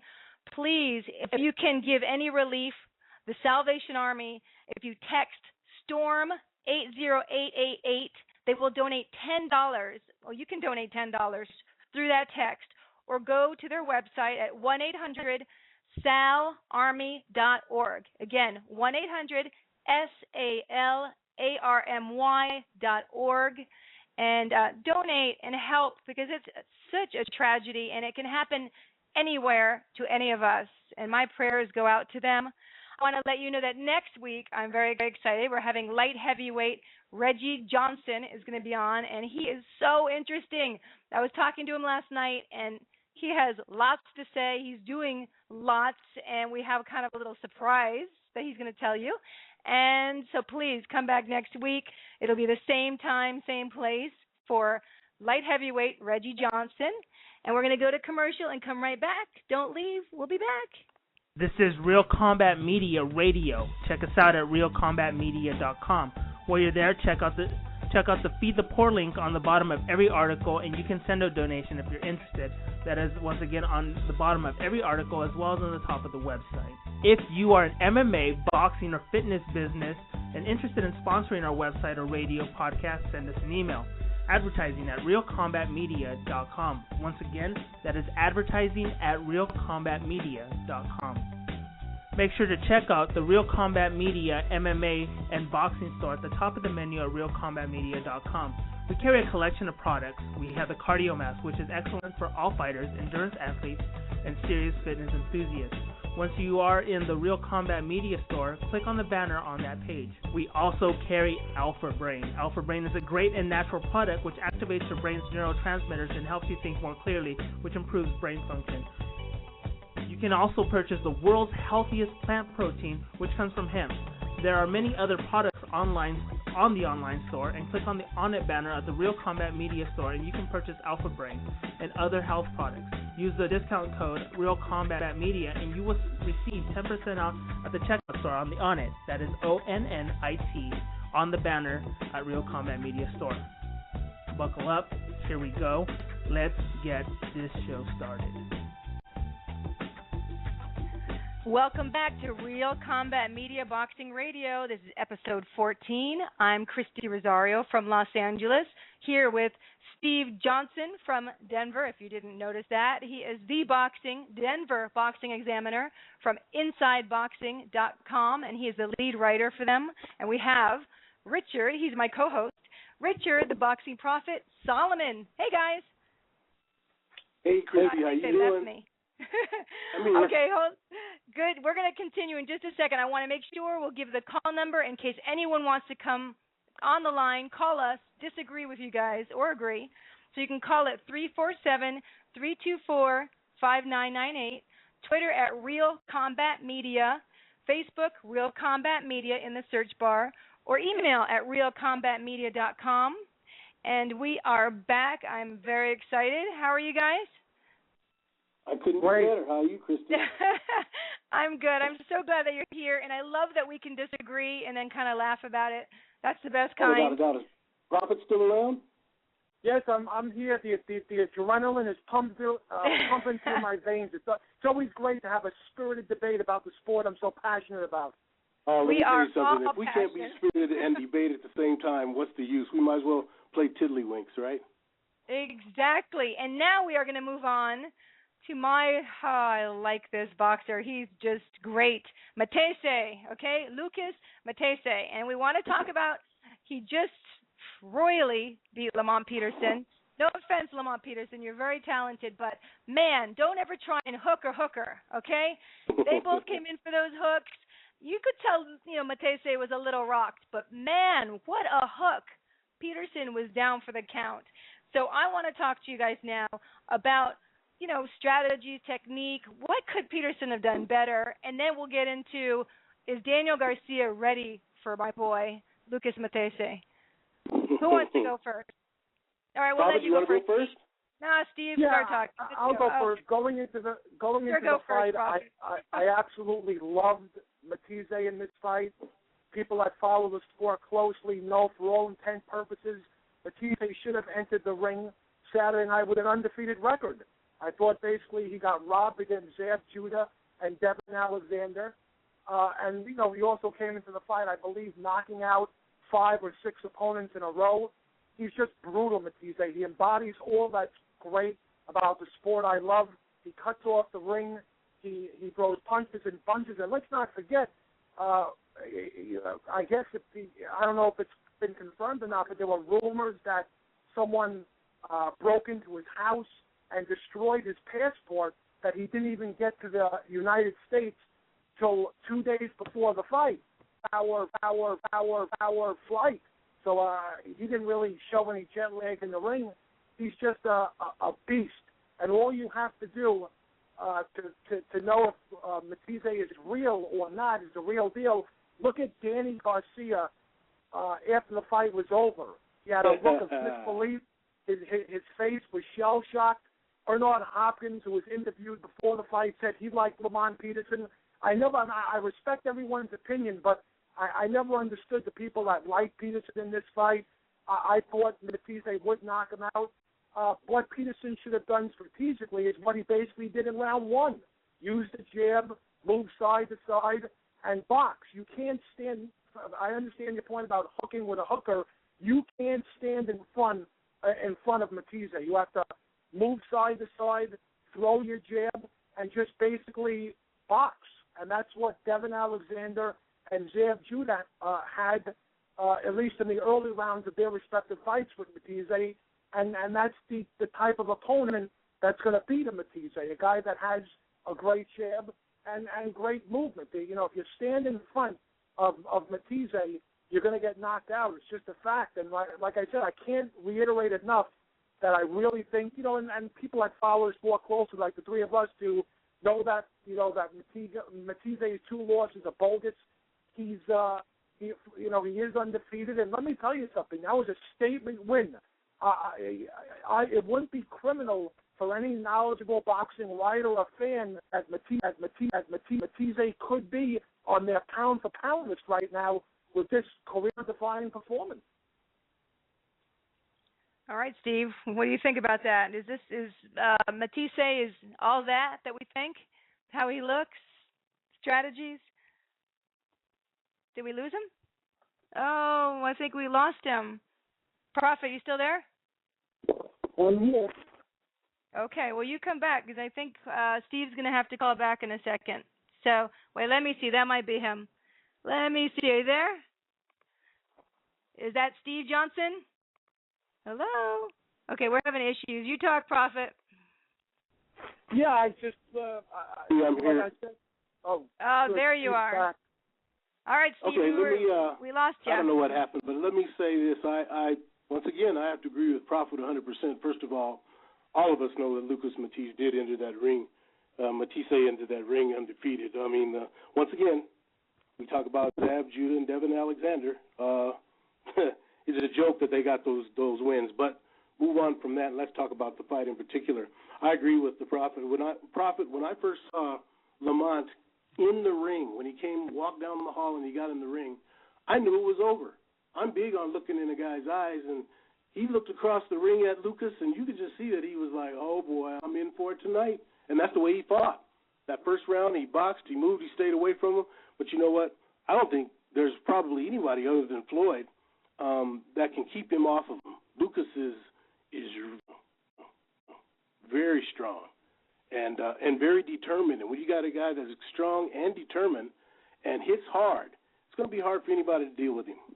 I thought that Lamont, afterwards saying, what he had to say about the fight, saying, I was kind of got hit with a good one. And no, you got hit with several good ones. I mean, that was pretty obvious. But Lucas Matisse, he's the real deal.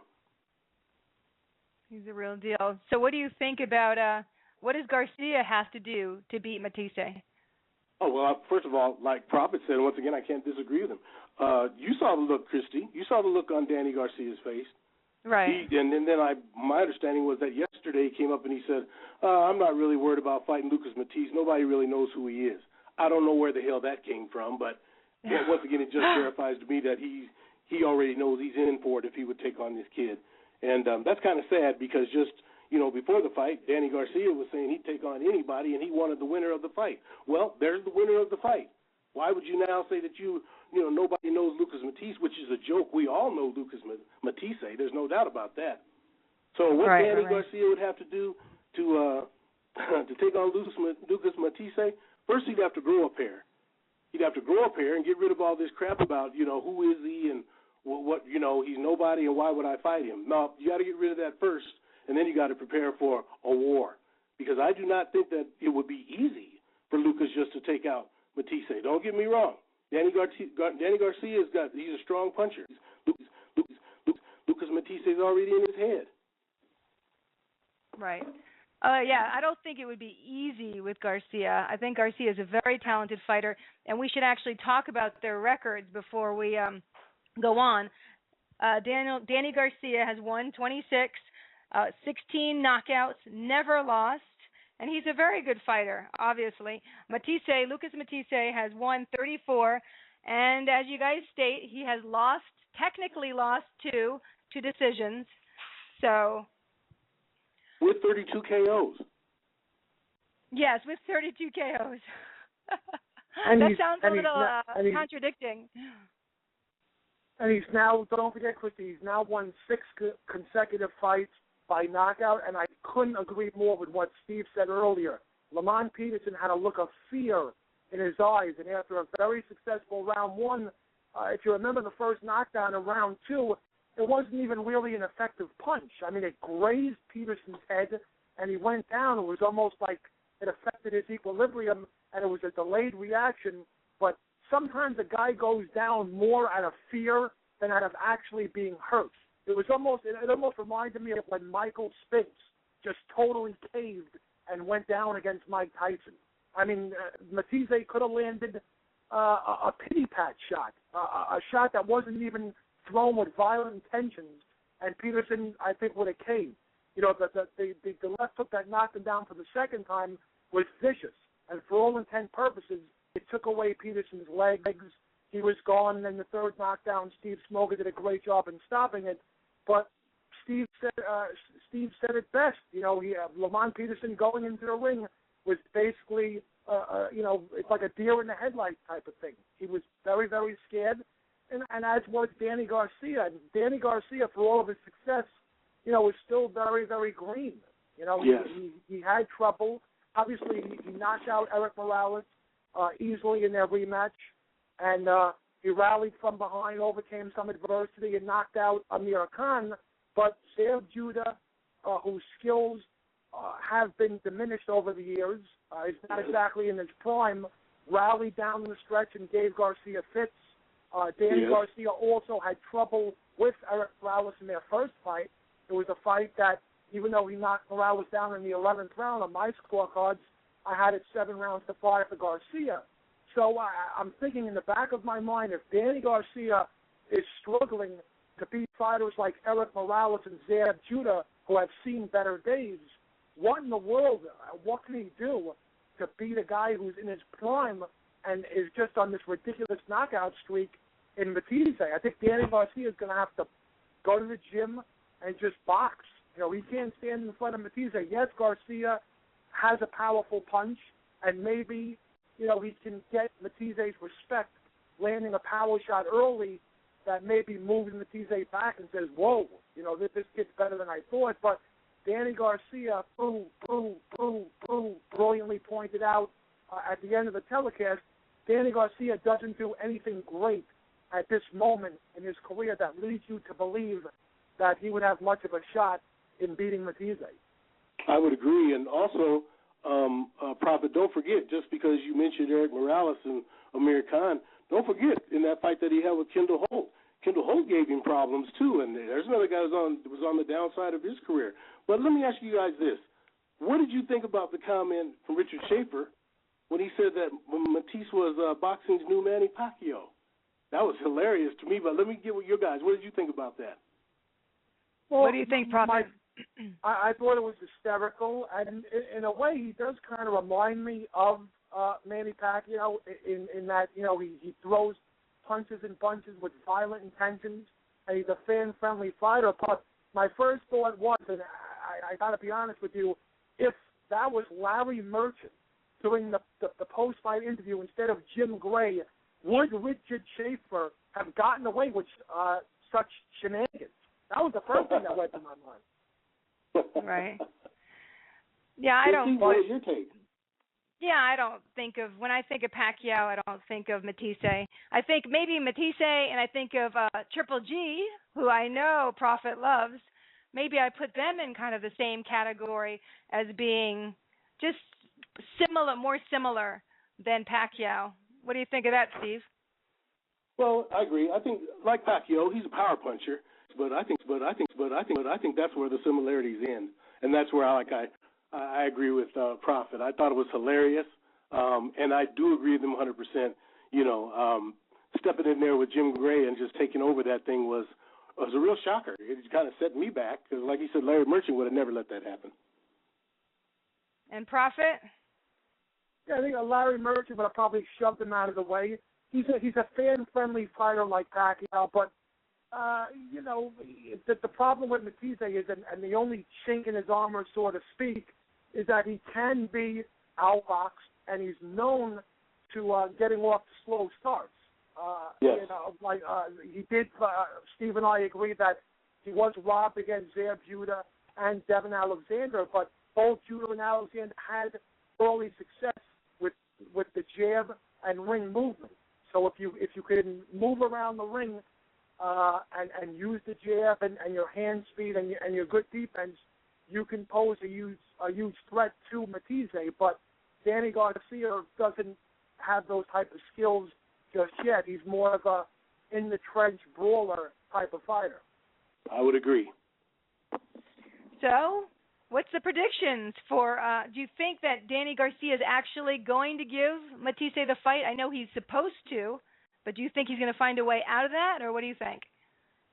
Well, I think he's going to find a way out of it. Like I said, he just made comments yesterday that who knows who Lucas Matisse is. That's a real sign to me that someone's looking for a way out of the fight. But I just everything just points to me that Danny Garcia doesn't want Lucas Matisse, and can you blame him? No, I can't blame him. I wouldn't want to be in the ring with him. What do you think, Prophet? You think Danny's going to give him the opportunity? I don't think so. I think a picture tells the story, so to speak, and Garcia looked like, and his father also looked like they wanted no part of Matisse. I hope the fight does take place. I think it would be great for boxing. But, in a perfect world, if the fight doesn't happen, and I know there is a weight discrepancy between the two fighters, but wouldn't it be great if Matisse Garcia doesn't take place? Maybe Matisse fights his fellow countryman Marcos Madonna somewhere at a soccer stadium in Argentina. That will easily draw 70,000 people. Oh my God, that would be crazy. Like you said, I doubt that would happen. That would be crazy, like the soccer games where they have the huge, big, nets so people can't keep throwing things at them. It would be crazy over there in Argentina. Might be kind of fun, though. That would be a good fight. A good one, Prophet. I like that. Good one. I like that. I might make the trip to Argentina, to see that. Any other predictions, guys? Yeah, exactly. Any other predictions for, Matisse or Garcia? Just one other one. I think, because I already said that, I think that Danny Garcia will avoid Matisse like the plague. I don't think he wants any part of that. Maybe the loser of this Malignaggi and Broner fight. How about that one? I'm talking about just for fan friendly. I don't know. We didn't get a chance to talk about that much. If Prophet thought because we both agree that Broner should handle Malignaggi easily, right. But I don't think Paulie's done. I think Paulie's still got some fighting in him. I think just Broner's too fast, too quick, too strong, too young for him. We do know one thing. We know that Adrian Broner, for all of the hype that he had before this fight with Malignaggi, he learned that he cannot talk trash like Malignaggi can, and has basically put him in his place. He's going to have to really prove in the ring what he can do, because he sure can't stand with him talking trash outside of the ring. So maybe something along that line might be an interesting fight for Danny Garcia. Or maybe Danny Garcia might even consider, I know what you're going to say, Krysti, but Danny Garcia maybe consider Denver's Mike Alvarado. Mike Alvarado was supposed to be in the original, the first one that Pacquiao wanted in China, and that fight was shelved because of Mike having surgery on a finger, but I would think he'd be ready in time to fight Danny Garcia later in the year. What do you think? Well, no, I was not going to say that. I was going to say, talking about trash, what about, didn't Broner call Malignaggi's girlfriend? Ooh. I hope I'm not starting a rumor, but, I thought I heard that. But if you guys are both quiet on this, then I don't know. Prophet, didn't you hear something like that? My understanding was that they used to date. That wasn't any secret. They used to date, and Malignaggi went pretty crude and ghetto on him. Down. And that was what I was referring to. Wow. You can't talk trash with him, so that ended that. True. He's going to have to put it in the ring, and I think he will. You guys, we have to move on because I want to get to Froch and Kessler coming up, which should be a great fight before we have to leave here. I can't believe it's going so quickly. But before we move on to that, I do want to just tell you that you can call even though we haven't had many calls. We did have Boxing Maniac, but he hung up on us. You can call 347-324-5998. Again, if you could give some relief to the tornado in Oklahoma victims, you can text STORM to 80888, donate $10, or go to the Salvation Army site, which is 1-800-SALArmy.org. And we will move on now to, the fight coming up. Mikhail Kessler, who has won 46, KO'd 35, and lost only 2. And then we have Carl Froch that has won 30, knocked out 22, and lost 2. What do you think is going to happen here? I was just watching the fight with Kessler and Froch, and, I personally really like Kessler's style. I guess because I come from the Olympic-style boxing program, I like guys that are kind of high and tight with their hands, that kind of move and just kind of really know how to execute. Froch, for me, with his hands down and all around, I'm more a Kessler style. What do you think Froch has to do now to beat Kessler this time? Prophet. Yeah, I may be in the minority here, but I actually thought Froch won the first fight, 7 rounds to 5. It could have gone either way, but being that the fight was in Denmark, Kessler got the benefit of the doubt in his home country, and I think Froch will do the same if it's a close competitive fight. I think Froch should box more. He has very underrated boxing skills, but I think he's so intent on getting revenge, and he is fighting in his home country of England. I think it's going to be a carbon copy of the first fight, where they go mano a mano, toe-to-toe, fight in the trenches. I just think at this stage of their careers, Froch has a little bit left more in the tank than does Kessler. And for a while, Carl Froch's resume spoke volumes about him as a fighter. He was taking more of a calculated risk than any pound-for-pound fighter I've seen in years. I mean, he had that tune-up fight against Yusuf Mack.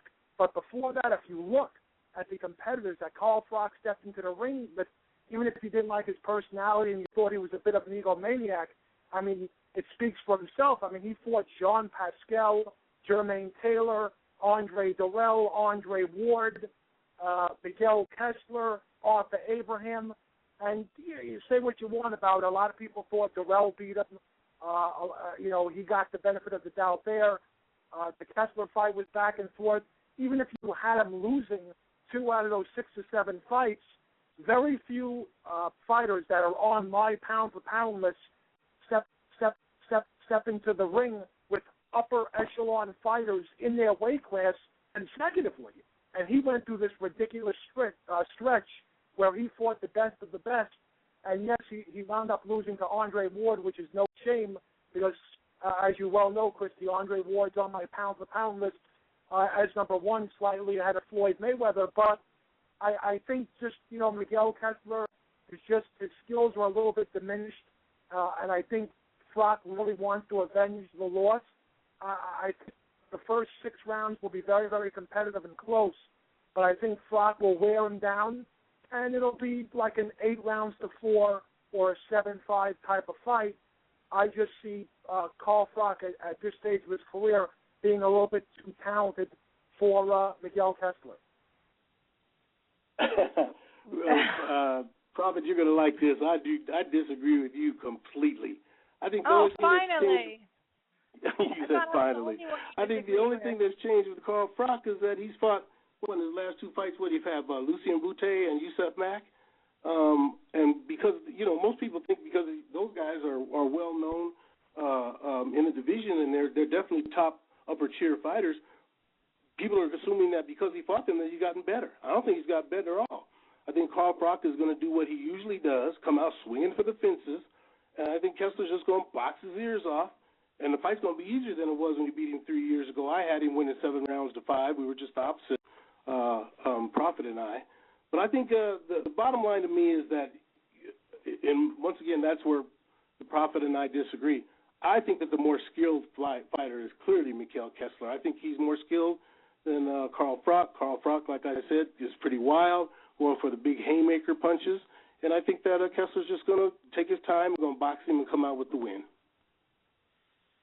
Wow. So that's so we have, okay. I like this. I like when we have a split. Are you a little nervous now, Prophet? I'm a little bit nervous. I can see where Steve is coming from. In terms of technical skills, Kessler does have a better jab and better skills. But I just think, Froch has more in the tank at this stage of his career. But, I don't think Froch, going into the tournament, let's not forget that when they had this Super 6 tournament back when it started, the sexy pick was Arthur Abraham and or Miguel Kessler to win the tournament. Carl Froch perceived as a guy not even able to make the finals, and he didn't make the finals against Andre Ward. And I'm not saying I agree with Steve. He hasn't improved as a fighter. I'm just saying the fact that, he's been in the same ring with Ward, Bute, Durrell. I mean, Andre Ward had the easier route to the finals against Froch, and make no mistake about it, I'm not saying if Froch fought easier competition, he would have a chance to beat Ward. They could fight 10 times, and Ward would beat him every single night. But I'm just saying you can't dismiss the fact experience matters. And Miguel Kessler, several great fighters, but, and he was, for all intents and purposes, embarrassed. Andre Ward completely, and I know styles make fights, but let's not forget that Andre Ward dismissed Miguel Kessler in relatively easy fashion, while Froch gave Ward more problems. I just think that, it is in England, and I could see a scenario where Kessler outboxes Froch, but unless he decisively wins 9 out of the 12 rounds, there's no way in the world Miguel Kessler is going to get a fair shake in England. You know what? I will not dismiss that thought one bit. I would hope that was not the case, but you and I know, and especially with this being an IBF fight, we have not seen stranger things happen. I was just thinking the last 2 fights with Yusef Mack and Lucien Bute, like I said, he got stopped in 5 rounds in one, 4 rounds, 3 rounds in the other. I don't see him, being able to put up much of a fight against Kessler, who's just, like I said, I think is just going to give him a boxing lesson. Well, it's a good point. It's going to be in England, but it's for the IBF super middleweight title and the WBA super world super middleweight title. But let's just say that all referee and judges are completely honest, and we're going to have a fair shake. So you think, Steve, that Kessler will win, and then Prophet, you're having Froch, right? Yes. Yes. Just so we know. So when we come back again, and we can see, are we putting money on this, or is this kind of like a gentleman's bet? Gentleman's bet. Gentleman's bet. But let's say, how about other scenarios? I mean, what do you think? What would make you think, Steve, that Froch will win, despite the fact that he's going to be in England? What do you think he has to do? Like you said, first of all, in England, and second thing, like the Prophet alluded to, it's going to be tough for him to get out of there with just outboxing him, unless it's clearly that he handles his business, which I expect him to. But the other thing would be is if Carl Froch, like he said, he comes out, he's going to be swinging for the fences. If he hits Miguel Kessler with one of those bombs, he could go. And if that happens, then I will take my hat off to him. And so I didn't think that would happen, but I think all in all, I'm going to go with the more skilled boxer, and I think that's Kessler. Anything else, Prophet, about Kessler and Froch? Yeah, well, I said before that the level of competition would be so that Froch would have a better chance. Maybe this hurts Froch, the fact that he's been in so many competitive fights. Maybe his body has slowly but surely began to wear down a bit. And Kessler did take a break from boxing for a little bit, so maybe he's refreshed. Maybe he's the more energetic of the two. I just think that, Froch's a very prideful guy. He wants to avenge that loss, and I think it's going to be very, very competitive. And I think it'll be close like the first fight. I'd be shocked if Kessler dominated the fight and outboxed Froch.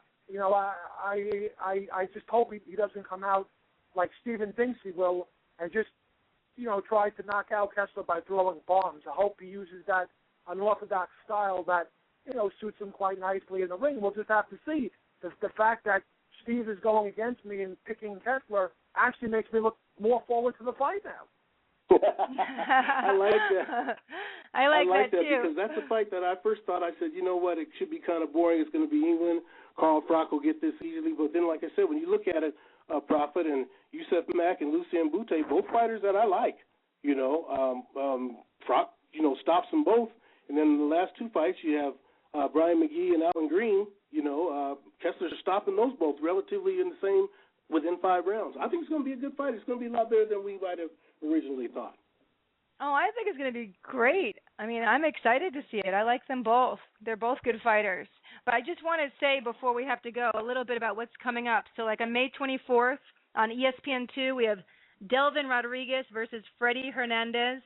Then we have 10 rounds, junior middleweights, Esaf Kinda, sorry if I ruin your name here, versus Chris Howard.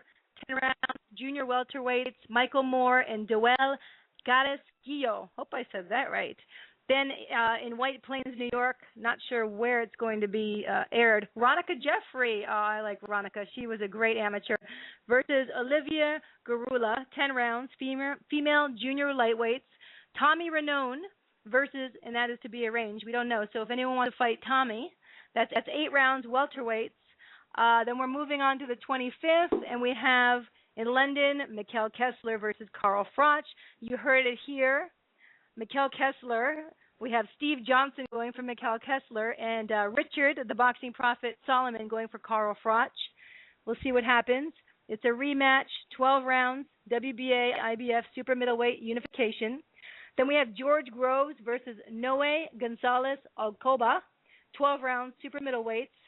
Tony Bellew versus Isaac Chimemba. Gosh, I'm sorry about my names here. Rematch. It's a rematch, 12 rounds.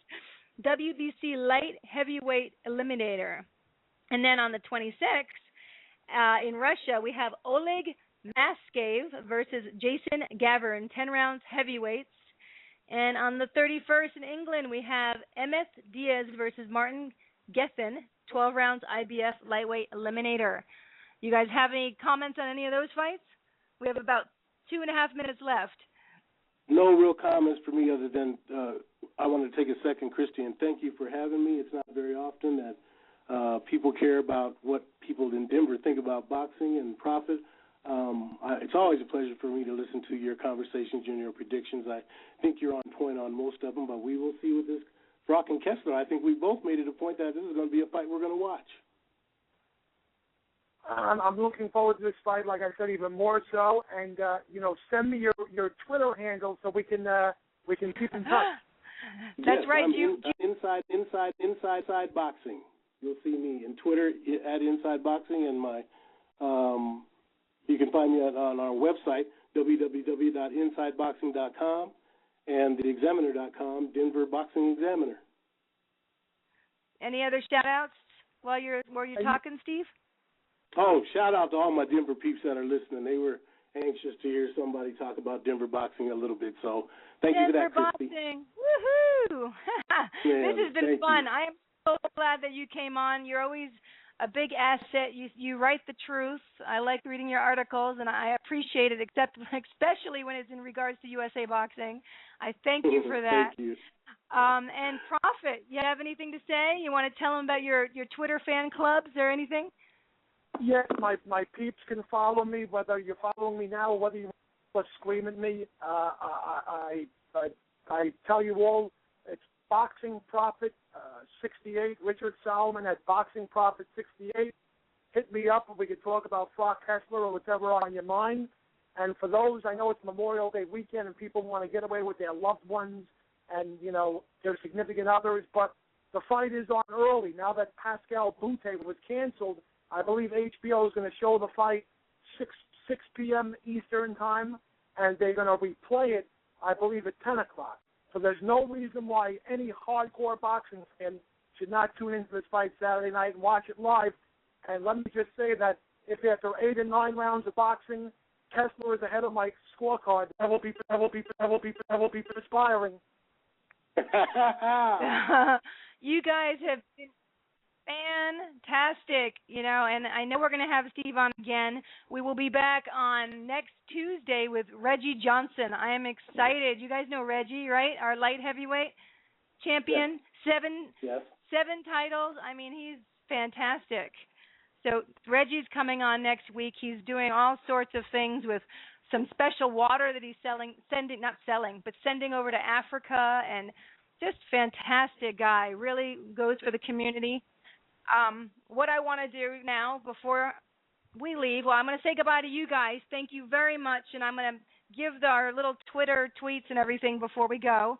Thank you, guys. Bye, Steve. Bye, Prophet. Thank you. Thank you. Good night. Good night. night. Thank you all for joining us on Real Combat Media Boxing Radio. I want to give a shout out to all the Philly family over there, the Rosarios and Cartagenas and Ocasios, and my cousin Melanie Braverman, who's getting married in Atlantic City this weekend with her lovely fiance. Wishing her the best. Wish I could be there. Congratulations. To Tafoya and Gerasi's over there. And please, if you guys, I want to pray for relief for Oklahoma. Please, if you give any money, 1-800-SALARMY.org. You can find us on Twitter, excuse me, I'm losing my voice, at Real Combat Media, Facebook, Real Combat Media, email com. Thank you all today for coming and joining us. Great guests. I'm Krysti Rosario. See you next Tuesday, 4 to 6, West Coast. And what is it? 3 hours ahead on the East Coast. You guys take care. If it starts at 4 here, it starts at 7 in New York. Okay? Have a wonderful day.